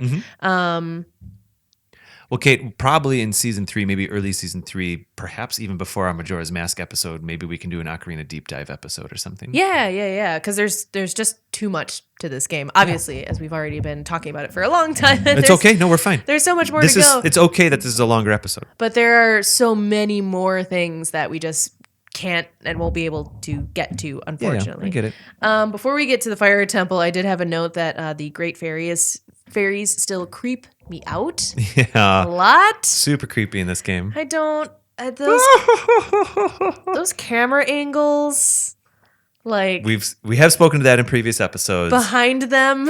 They are borderline not. If the graphics were any better, those angles would be not appropriate. Not appropriate for youths is how I would phrase that. We got the youths running around on the streets. looking at the Great Fairies in an awkward manner. I Yeah. can't. There's something that makes me always kind of cringe a little bit when you come across them. As happy as I am to have increased powers, I'm like, ooh, I have to watch that part first. But anywho, going to the Fire Temple. So the way that you can survive in the Fire Temple is very annoying, in that you have to stop the little rolling Goron, and he gives you Super annoying this Super time. annoying. I was going all over again. I think I was playing to the next step. Yeah. I go in there, I saw the guy rolling. I was like, well, I don't have to bother with him. I don't want to deal with that stupid side quest. Totally forgot that that's the thing that triggers the whole thing. Yep. Totally forgot that. Oh, that's how you get the Goron suit, right? Or the Yes. red suit, basically. Yep, the red tunic. Ay, ay, ay. I know. Also, another thing that happened with me when I was going for the Fire Temple, I go into the front of the volcano. It's interesting. This is a testament to how you can get too familiar with something sometimes. I go into the front of the volcano and I'm exploring a little bit, and there's the big rock that is kind of blocking your jump to jump further into the volcano. And naturally, because I'm used to Breath of the Wild and I hadn't played this game in about 10 years fully, I'm timing my bombs. I'm throwing my bombs to break the rock. It's not happening. I'm like, what am I doing wrong? I must be really not throwing this bomb correctly. Okay, I've got to jump around a different way. I'm trying to hook shot things from the side. I'm like, clearly this thing just has to get broken. I was like, I don't have the hammer yet. Okay, what could it be? Completely forgot that I had to like go talk to the rolling Goron, go through the back, push the thing to the side in The Darunia's statue, yeah. throne room or whatever it is, and that's how you get there. I was actually stuck there for like a half an hour because I kind of forgot you had to do that because I wasn't allowing myself to really look at the game. I was I was only looking at the one problem, the rock that was in the way. You're like, come on. Yeah, because again, Yeah. like in a Twilight or in a Breath of the Wild mode, if you see that rock, you're like, okay, which of 5 ways shall I deal with this rock? I'm starting to forget that you have to play the game the way the game wants to be played. Yes, a little more limitations. However, funny enough, talking about how playing the game the way it's meant to be played, in the Fire Temple, I played the entire thing through without the compass. Yeah. I never got the compass. Yeah, I didn't get it till late, and then finally I found it on the one edge or something like that. Yeah, so I think that is found in the big room with all the little firewalls that pop up. And Oh. I think. Yeah, I know. I think you're right. I was thinking about finding one of the keys. I had a hard time in the fire dungeon. I kind of had a hard time in the fire dungeon. This one makes more sense to me. This one it makes more sense to me to progress. And the one thing was that I just never had the compass. But I remember going through this like, okay, found my Gorons. Okay, we're good. see. And then I got to the end and I was like, oh, I never got the compass. So My big hiccup was then I was reconvincing myself. I was like, okay, play the game the way the game wants to be played. So that room where the firewall pops up and kind of wipes through the room and it chases you. Yep.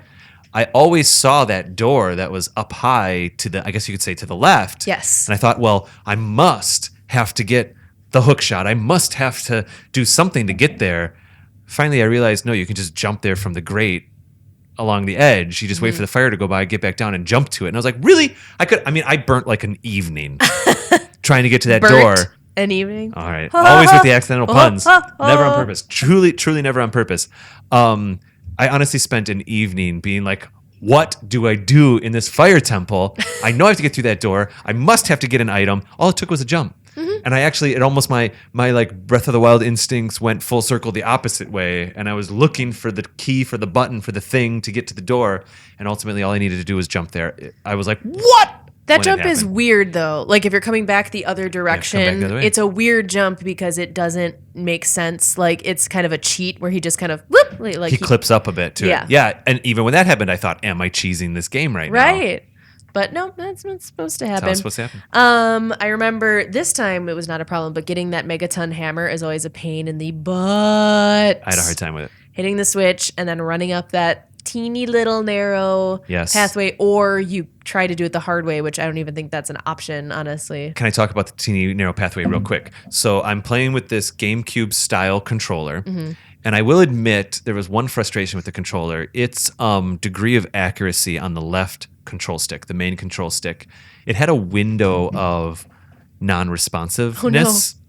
It wasn't worn out. It just digitally, it didn't trigger until I pushed a little further. Most of the game, it was fine. I was able to work with it. I'd push carefully. The buttons on the right side of the controller, I was in love with. I liked how the C buttons mapped to X, Y, and Z, and I got my start button over there on the left side, like I said earlier. But the analog stick on this thing was less than what maybe I would prefer. So I tried it 2 or 3 times going along that wall. I accidentally fell into the inside and fell all the way down one time. I fell to the left a few times. I finally set down the green controller. I picked up the Wii U gamepad and played it with the Wii U gamepad control stick, which was much more, the fidelity was much higher. Sure. Got it on the first try. Yep. Put the gamepad back on the dock and then picked up my green GameCube controller. Yeah, no, I almost always have fallen before, but this time I just happened to be lucky, I guess, Sure. and it worked out. So you got your Megaton Hammer, which I don't use very often. Sometimes when a boss is being particularly annoying, I'll try to use the hammer because it deals more damage. It's just clumsier to use. I used it a little bit more this playthrough on purpose, just tried to try it out a little more. Me too. The dragon boss is cool. Yes. We've talked about that one before. A couple different episodes, but it's essentially whack-a-mole, but it was fine. Yes, and speaking back to that YouTube video that I think I have also now watched of it like breaking out the walls and how you see that the dragon goes all the way down underneath The Boundary it. Break YouTube channel? Yeah. Which is cool. I recommend checking that out because it's really interesting and I just stumbled upon it. So you can see that if you cheat the system and you go beyond what you're actually seeing in the game, it turns out that the dragon is like straight down, a mile-long dragon that eventually pops back up. I'll make a note, we'll try to tweet out a link to that video. That gentleman, who I forget his name right now, but he's only been doing that channel for about 1.5 years. He started just a few months before we did, and he's phenomenally successful because, there's pretty cool things on that channel. Yeah, it's really interesting. I don't know how you can do that, but patches. It's ROMs and patches most of the time. Or maybe it might be cartridge patches where they have a pass-through cartridge with essentially ROM hacks in it. But anyway. Gotcha. Fire temple. And then you are next going to the water temple. But first you have to do that whole dang ice level. The ice cavern. The ice cavern. So Zora's domain is frozen over. You have to unfreeze them. That's the gist of it. So you have to go into your ice cavern. You have to get there by jumping across these spinning glaciers and whatnot. I remember that being so hard when I was a kid, and it was fine this time. Me too. Same thing. I was Really? like, oh, that was nothing. I did that right away. And I got the heart piece that I could never get as a kid too. But interesting. Yeah. The ice cavern itself is fine. I remember the first time I played 20 years ago, I thought the detail was pretty cool. Like we weren't just looking at square hallways. There's a lot of the naturalness of it, the detail. It felt like it was a little bit more, the graphics were a little bit more improved in that area, I kind of recall, just because it wasn't all just clear, straight cube block lines. As far as it being fulfilling, it's fine. For me, I went into it with one bottle. As I said on last week's episode to Shane, I went in with one bottle, that must and have been hard. I didn't really notice that I only had one bottle until I was like there, and I was like, okay, scoop up the blue flame, and I'm gonna use it, and I'm gonna go back to the blue flame, and I'm gonna scoop it up, and I'm gonna use it, and as I said last week or last episode, I was kind of like, I really feel like the last time I played, I had a couple more bottles by now. I had 3, and I filled them all immediately because I knew exactly what I was getting into, and I'm like, jealous. I need all of these because I know what's coming up. So, jealous. yeah, basically the whole thing is using these blue flames to melt the ice, The red ice. And getting keys in that way. And It's like a little mini dungeon because there are keys and doors. Oh, yeah. And ultimately, what do you get? Is it the iron boots. That's right. And my note for this one is it the iron boots room awesome? That's when you have all the like the colorful like Yeah. crystals and lights, and It's so trippy. you fight a wolf, and then you get the iron boots, and it's like this really cool looking room. I don't know why it looks like that. No, I don't either, but I do remember on this playthrough, I remember going into first person mode and just looking around. Yeah, because it's moving too. It's not just stationary. It's a magical area. I don't think that it is. exists in the corporal world, as they say. Indeed. And then you go to your water temple after that because you need the boots to get to the bottom of the lake and access your water temple. Sure, but what do you get before you go to the water temple? Is this a pop quiz? I can tell you, because I didn't get it. I don't remember. So let me tell you my tale. I finished the ice cavern. I say, okay, iron boots, got it. Ready for the water temple. I know what's next. Water temple. Oh. And I actually, know I actually got to the water temple by jumping over to the Gerudo. I went down into the canyon and rode the river in. No. I'm so sorry. I did that earlier. I got to Lake Hylia through that. That's not what I'm talking about. So I go to Lake Hylia, drained Lake Hylia, I know what you're talking about now, but put on my boots. My little breath timer clicks in, and I get down into the temple. you're like, this is fine. I start playing the water temple, probably for about 2 hours, maybe 3 play sessions for a total of 2 hours. And I'm playing the water temple with a 1-minute timer every time I go Oh underwater. my God. And I'm like getting keys and I'm unlocking doors. And I'm thinking to myself, good God, this is really pretty difficult. This is stressful. Yeah, I'm going back up for air. I'm coming back down. And I have this moment where I'm like, I really feel like this wasn't the case the 5 previous times I've played this game. That's an additional anger for the water temple that Yeah. most people So I'm already navigating the water going up and down, and I've had this timer on this clock as I'm putting my iron boots on and off. I'm finding little pockets of air so that I can keep swimming and keep walking around. Dang. It was water temple to the max. And I keep thinking to myself, like, well, I'll probably find that water tunic somewhere in this water temple, right? Isn't that how this works, right? When is the water tunic going to pop up? I have a little mini boss, no water tunic. Have a thing, no water tunic. Finally, I leave the water temple halfway through beating it or halfway through accomplishing it or whatever.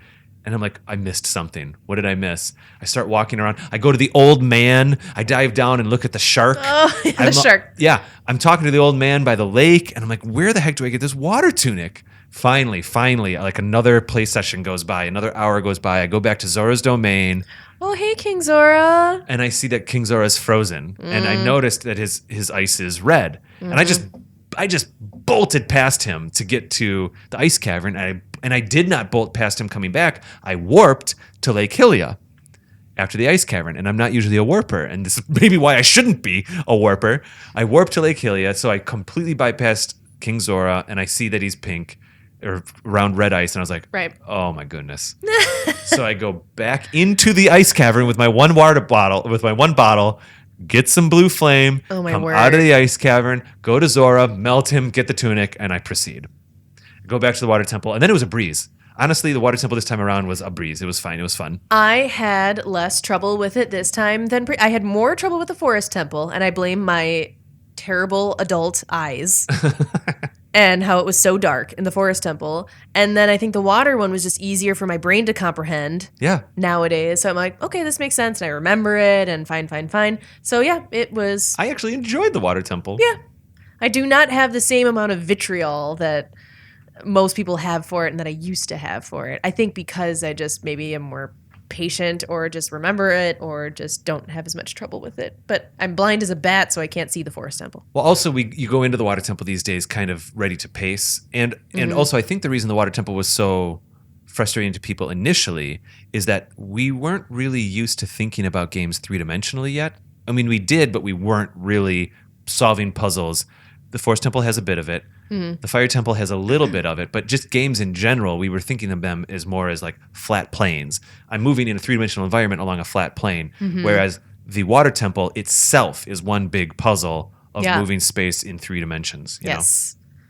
Up and down and up and down and up and down and up and down. I actually just realized that this is where the Abyss boss is. Yeah, I was wondering about that. I know, I was jumped like, forward when we were think talking about, I was thinking next about time. they're similar. It's the thing that Yes. hangs down. Yep. And it's similar transparencies, but I accidentally, in my memory just now in this episode, took the Abyss nebula thing and put it into Jabu Jabu. Gotcha. So anyway, so we They're get to that both boss. good bosses. They're both cool bosses. I Yeah. like the dynamics of how you have to beat the water temple boss. It's unusual. It's Mm-hmm. not like I'm running in a circle and I have to Z-target and hit him with my sword. You have to like grab it out of the Yeah. tentacle and while avoiding the other tentacles, and you can't back up too far into the wall because there are spikes over there and there's dangerous water in there, and it's like really weird kind of limited amount of space that you have to roam. For So, sure. I like it. Moving on from there is the bottom of the well. So this is when you start going back and forth in time. Yeah. Which, It opens up much more after the water temple. yes. I mean, you can technically do those two other temples in a different order of each other. Oh, In yeah. any order, so to speak. What did you do first? I went to bottom of the well. Yeah, first. as did I. And I barely remembered that level. Oh my gosh, I know a lot came back. I was like, what am I doing? What So is much this? lens of truth and like Yeah, so this is what I wrote is just I barely remember doing any of that. I think I tried to explore it a little more, but a lot of the bottom of the well is optional. tell me about that. Like there's rooms you don't have to go into? Yeah, you don't have to do the whole thing because I think it's just mostly like rupees and gold Interesting. sculptulas. It was much more cryptic than I recalled. Like Yeah. maybe as a kid I didn't put the visuals together, but I was like, this place is a place of murder. There's like blood on the floor. Yes. It looks like a shrine or like an altar, like a Yeah. ceremonial altar with blood and skulls and bones. I can see why fans posit weird fan theories about, where the Sheikah were tortured there and stuff like that. But I haven't heard of that. there's a fan theory about how that's where Hyrule tortured the Sheikah and stuff like that. But I really don't know. Yikes. It's very creepy, but you get the lens of truth from the bottom of the well. There's other stuff you can do if you want to. You don't have to. Once you have that, you can book out of there, which is what I did. Because A, creepy, B, I don't like this. The Yep. hidden floor dropping through the floors, the monsters on the ceiling. I don't like any of that. So then you, from there, go to the Shadow Temple. So Yes. that is in the Kakariko Village graveyard is how you get to the Shadow Temple. And this one is creepy as all get out. It has my probably least favorite enemy, which is the dead hands. Yeah. Hate those things. That's the pale guy, right? That doesn't Yep. have hands. He's terrifying looking. Honestly, if you really look at him, his hands are like chopped off, and there's technically blood on the edge of his appendages. And then all the hands come up from the ground with their red pointy fingernails. Yeah. Ew. And then they grab you by the head and then he starts gnawing on you. That's not scary at all. That's totally normal and fine. But the Shadow Temple in general, I do like, except for that. It's creepy. I think we've discussed this one in another episode as well, but I do like the misleading treasure chests of the Shadow Temple. And that's when you like find a chest, you're like, oh, cool. And you open it up, it's like, you get 5 rupees. And you're like, I wanted a key. What is this crap? Yeah, you're right. But I like it in that it's clever. Like it's knowing that you're expecting a key in the treasure chest and it's going, nope, haha, like this is not what you think it is. And then you have to like use your lens of truth to see where the actual treasure chest is. Right. Or the hookshot target on the ceiling to get to the actual treasure chest. So I always thought that was like a fun element that kind of kept what you have been doing so long in the game already fresh. Yeah. I mean, I remember having my lens of truth on pretty much most of the time. It doesn't drain the magic as your magic meter as much as I was scared that it would. I never found it to be an issue, but yeah, I agree. So I didn't have too many notes about the Except that you just have your bongo bongo there, right? yes, I do love Bongo Bongo very much. I do like the little finding the silver rupees little mini missions. Sure. I like for some reason the spinning scythe That's what I was brothers. Yeah. I like that. I don't know why. What do you like about it? It's just odd. Like it's really weird. It's like what would make them think about this? Like obviously they have Who to have built this? Yeah. They have to have some element of, spinning danger thing. It is kind of cool in that one room where they're, I guess you could say, hidden, and you just see the wind moving from the Yeah. blades.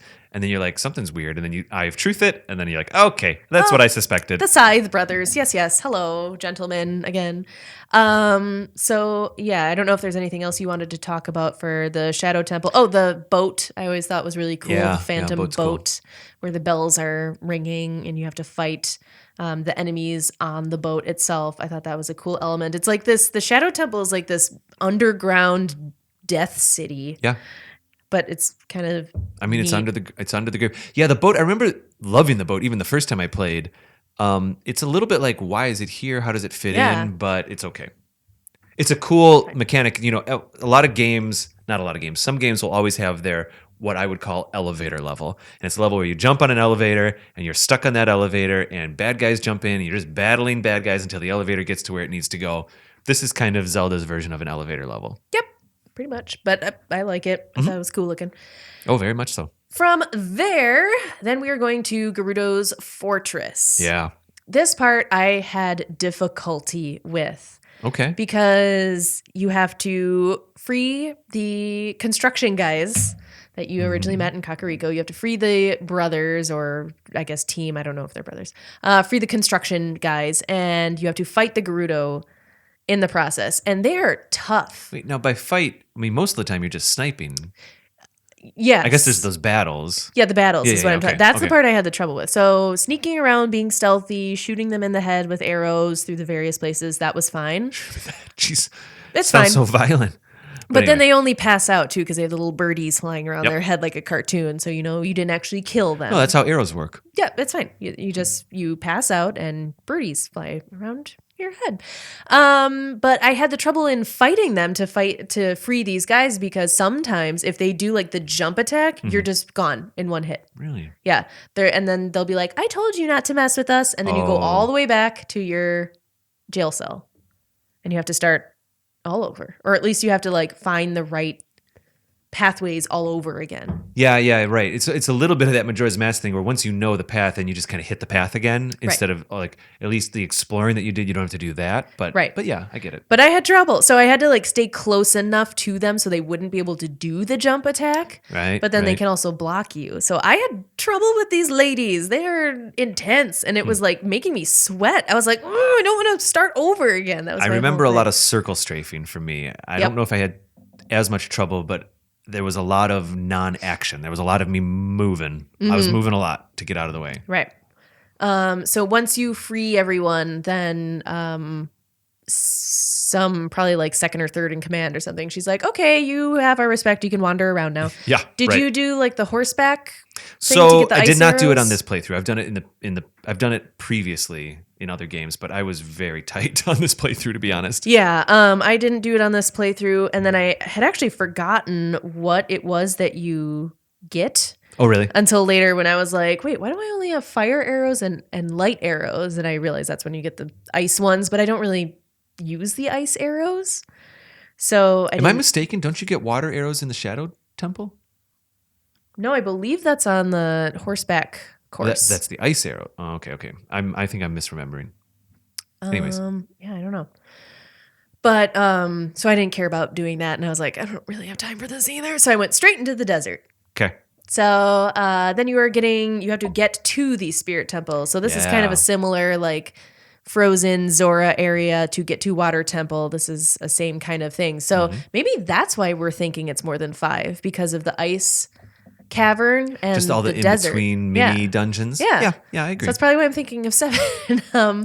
So then you have to traverse the desert. And actually, I was a little worried about this part because I had barely any magic meter left. Yeah. And then I'm like, okay, I guess I'm just going to use the Eye of Truth and follow this ghost and hope it lasts. Otherwise, I'm screwed. Yeah, I know what you mean. I remember that being kind of cool, going through the desert with the Eye of Truth. It helps the desert feel very big. Mm-hmm. Whenever things get foggy, things feel bigger because your imagination does the rest. Exactly. I remember it being kind of cool and epic to get to that temple. Yes.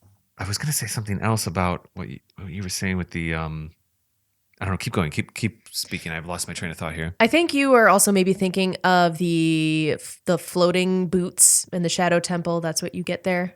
Is that what you're That's where the thinking hover of? boots are. Hover boots, yeah. I'm putting things in the wrong spots here.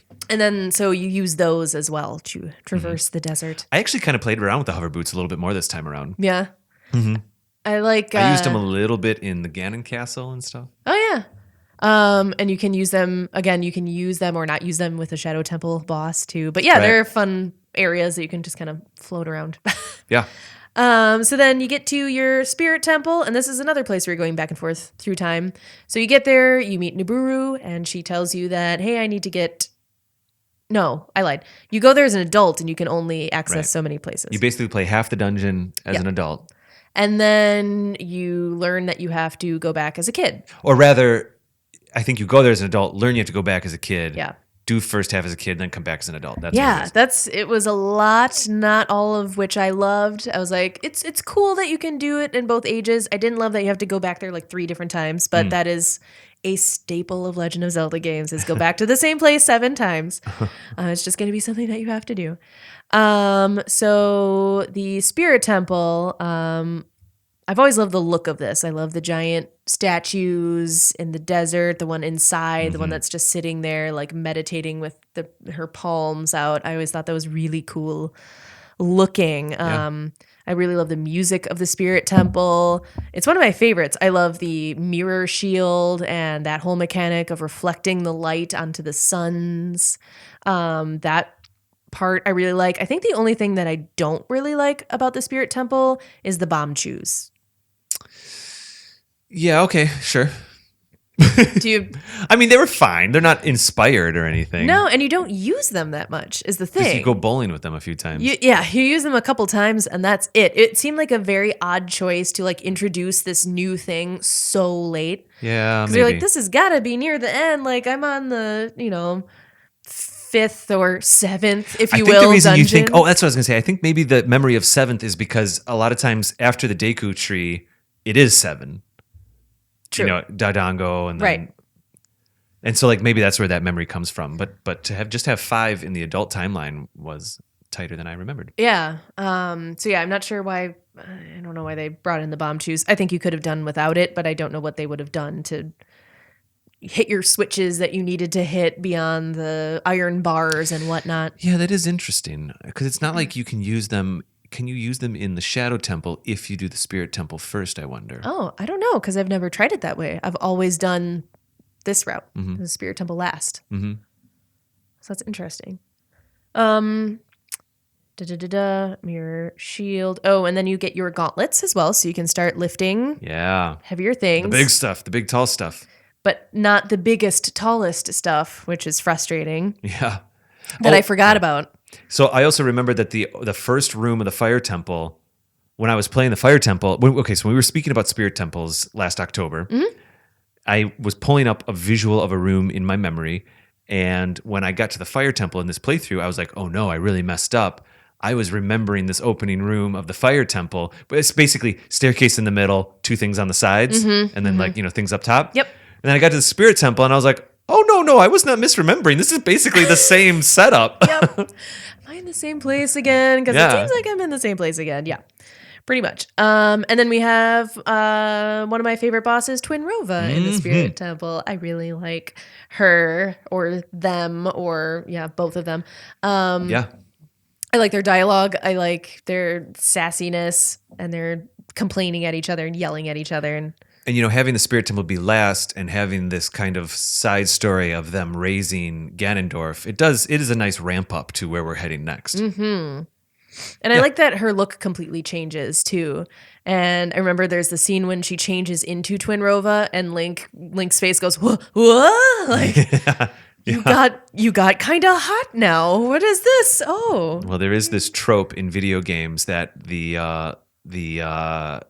badder a female character gets, unfortunately, sometimes like the sexier they get. Mm-hmm. It's like, ooh, look at the good character, look at the bad character. Oh, they're so sexy, they're so bad.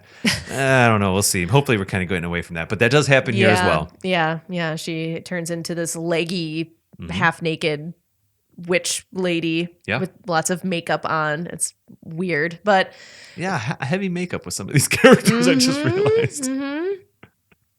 But once you defeat her, then unless you want to, go explore all over the place, the last thing you gotta do is go back to the castle. Yep, get that rainbow bridge going. And I've always enjoyed, so you go back to the castle after you visit all the great fairies and you ride Epona everywhere and you do your fishing and all the side stuff that you can do. I always liked the castle part where you have to go into each little themed area. Yeah, I was fine with it.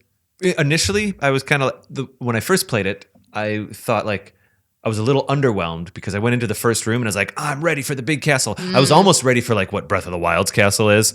I was like, Sure. I'm ready for the biggest thing in the world. Oh, I'm just going to do rooms that are themed from each area. Okay, cool. You know what I mean? That's kind of like what had happened in the 90s. This time I knew that was coming and I enjoyed it so much more. I was just like, well, let's do it. I enjoyed it more, I think, because I thought those individual rooms were longer than they were. You remember them being longer I than remembered them as having like two halves Yeah. or something like that instead of just the one room and then you shoot the arrow into Yep. the whatever that is. the pulsy thing? The avocado pit that's hanging from the ceiling. Yep. So I was like, oh, okay, this is going faster than what I remember. Right. So once you go through all these rooms, you destroy the beams that are connecting to the main like shield that's not allowing you to go into the central portion. All your sages help you out. And then you get to the center room, which is a whole bunch of other enemy beating. It's a long process, this Yeah, it castle was. area. Yeah, that part was bigger and longer than I remembered. Yeah. I basically went in and I was like, all right, I'm ready for the spiral Right? staircase. Just you wait, Dave. There's so much more. I do like the spiral staircase part though, because the music gets louder and like this golden light lighting starts coming changes. in through the windows, and you can hear this organ, this ominous music starting. And if you turn around and go back the other way, the lighting goes back the other way and the music Yeah. fades back out. It's very cool. I do remember going up and down the stairs as like a kid, being like, "What is testing it happening? Oh, go back down. Oh, go back up. We go back down." So cool. Yeah. And then once you get to Ganondorf himself, I have an embarrassing story about this. Tell me what. It was pretty straightforward for me this time around. I had a save file that was just before Ganon when I was a kid, so I used to go back and play him over and over. So honestly, my report is fairly uneventful for this playthrough. What happened to you? I ran out of magic and I had to quit. Quit? Quit? In the first part, when you're playing volleyball tennis Yeah. and you are shooting him with the light arrows, I was missing the timing on the light arrows sometimes, where I would get ready too late, and by the time I shot the arrow he was back up already. Fascinating. And so I ran out of magic and I had exhausted all the pots at the bottom. Yeah, I was going to say that you went to the bottom. You got them all? And you just have to quit the Or game. die or what? Or die. That's your only option. Because I Googled There it. are I was no like, recurring magic inputs. nope. I was like, what do I do? And there's no other way to get him out of the air than shoot him with a light That arrow. means that's a finite fight. When you go into that room, even if you have full magic, there's only a certain amount that you can use. And that had never happened to me before. Wow. Never once. So all of a sudden I'm like, no. Sure. So I ran out of magic and I had to quit. And then you go back in your save file and just went for it? Try it over again. And yeah, so you're shooting this guy with the light arrows and whatnot. And if you actually do it right, then you end up facing Ganon himself. Yep. Well, we've already spoken a little bit to the cool cutscene of the running down the castle at the end. Yes. We did speak to this in our Ganon episode. And as much as I Yes. don't want to just be referencing other episodes in this episode, honestly, we are running out of time a little Right. bit. I encourage you to go check out our season 1 finale episode where we talk about all the Ganon fights. Super cool. But let's still keep talking about Ganon here. This is where we first see Ganon in 3D. Yeah. So his like piggy kind of look to him with his big horns, and he has gigantic swords, like somehow more than one now. I don't know. He's been hiding these swords somewhere. Yeah. He's huge and terrifying. I Tiny remember, little face, though. Yeah. Tiny little piggy face. And I just remember the first time I played this game, just like running around in terror. Terror. Just like Hiding behind rubble. And Yeah. then he would smash it and break it out of the way. And you're like, what do I do now? well, at least the rubble provided you with stuff. Yeah, that's you know, true. there's hearts and arrows and green potion and whatever in there that is not in the first half of the battle. I can tell you that much. Yeah, that's right. Learn that. Yeah. So yeah, and then you have like Zelda helping you. You get your sword knocked out of your hand at one point. There are so many elements to this boss fight that I think is part of the reason that makes this game so great. It's not just a button mash boss fight. No, By I any mean, he means. looks more demonic than he looks pig, honestly. They, like, the horns are so big and the hooves and all of that stuff. And technically, he's pig, you know, he's pig-like. So for me, this time around, I got lucky. I think I've said in the past, sometimes when I play this battle, I can't line in. This time I got lucky. I just pretty much went to the tail in the back and, you know, did my business. And that's the experiences that I had before. I never had an issue with him until this time. I don't know why. With the magic Yeah. meter running out. But once you defeat him, then you have your little scene of things kind of going back to normal. And unfortunately, in the game, it's kind of a sadder ending, sort of, because Zelda's like, okay, just kidding. You need to go back and grow up for real. I remember wanting to stay an adult. Yeah. I was like, I'm good here. I'm good. Yeah, can I just keep running around? Like, it's fine. I mean, I skipped the worst parts of puberty anyway. I don't need to go. I wonder why she does send him back. Maybe they knew Majora's Mask was coming. Maybe they didn't. Majora's Mask was famously developed in like just 1 year. It was more like we need a sequel kind of thing. And Sure. then they handed it over to Enuma, and he did what he did with it. He made it a little art project. But why would she send him back? Why does it matter? Why does he have to go back to being a kid? Maybe it's the journey. I don't know, but I do like the little ending It does scene give us in the credits and yeah. the kind of happy-ish ending. Even though by now you should know it's not really a happy ending because he just gonna come back. Well, okay, so there's a version the adult Link timeline. He is successful and things just move forward, but Link passes, and then like the Wind Waker, hundreds of years later, all the Wind Waker stuff happens. In the kid timeline, it gets a little bit more interesting, and then it's where we get Twilight Princess and all that stuff. Anyways, So, yeah, that was us racing through, even though we spent a lot of time on it, kind of racing through Ocarina. yeah. Your thoughts and feelings this time through? I really liked going back to it. Like I said, I tried to do new and different things that I hadn't done before. Tried to kind of get as much out of the game as possible within the time limit that we kind of had in terms of when I started and when we had to finish by. But I really enjoyed it. I didn't get like super frustrated at any certain point of time. I just really enjoyed the cinematics, the gameplay itself. It was nostalgic for me. I think it's a great game. Even if you played it for the very first time now, I still think you'd enjoy it for what it is. I would love to see what the 3DS remake is like. I've watched a couple clips, and it looks like the frame rate is much improved. Some of the graphics are improved. Some of the controls are a little bit improved. I think if someone's never played Ocarina, I would blindly recommend that one. But if you have a system like a Wii or a Wii U or something, go for it. I think the colors look brighter too on the remake, where it's just more aesthetically pleasing to look at. Because that's what I saw on the internet as well when I was kind of looking stuff up. If I got stuck or just for other fun things I could do in the game, that's the kind of like screenshots I would see. And I'm like, oh, that looks real good. Well, at the time when this game came out for the 64, one of the things I loved about it was how muddy it felt. And by muddy, I mean like it felt compared to Super Mario 64, which was cartoony, bonkers blue and red colors. Right. This felt really like, I remember my sisters being scared to watch me play this game because they would say it's too real looking. Like it's everything's dirty and muddy and everything. And I remember that being really, really cool the first time playing this. It's kind of a dark game, as goofy as it can also be, which it's definitely goofy in its own ways. There's a lot of scary, quote unquote, scary elements to it, creepy times. Well, when we play Majora's Mask next season, it's only going to get darker. Yeah, absolutely. I'm kind of excited for that. Yeah, I'm trying to be. Maybe we have to give ourselves a lot of time to play it because I think Majora's Mask cannot be rushed. I never felt like I was rushing in this game. I was never like, just get to the next thing. I just found myself naturally accidentally skipping things because I was excited. I was like, Right. now I go to the water temple. Let's do it.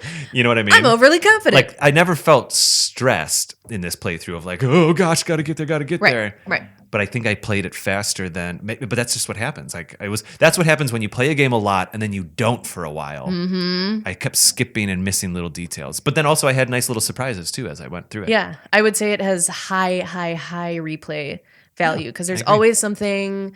There's stuff that I, find that's new every time. Something different that I haven't done before. So Yeah. I love it. A+. I love it. A+. Love it. A+. Cool. So man, I Ocarina. think that is it for this episode. with it. But I know we've glossed over stuff or missed some stuff. But if you guys want to tell us what your very favorite part of Ocarina of Time is, Your other thoughts on the game? your favorite scene or things that you find funny, or one thing that I forgot to bring up earlier is when you're in the fire temple, setting the Gorons free, and it like the camera angle kind of goes into nowhere, and the jail cell door opens into nothing. It's like it goes beyond, it breaks. Oh, right. Beyond the boundaries itself. Not physically possible. Right, and have the a door door just open. opens into air, like nothing at all. You can see the part of the door that should be going into the wall is just right there in front of you. So I love like little glitches like that. That was another thing in the fire temple. I experimented with not talking to the Gorons and just going straight to the treasure because they walk away after you talk to them. A few I did not talk to, and it was okay.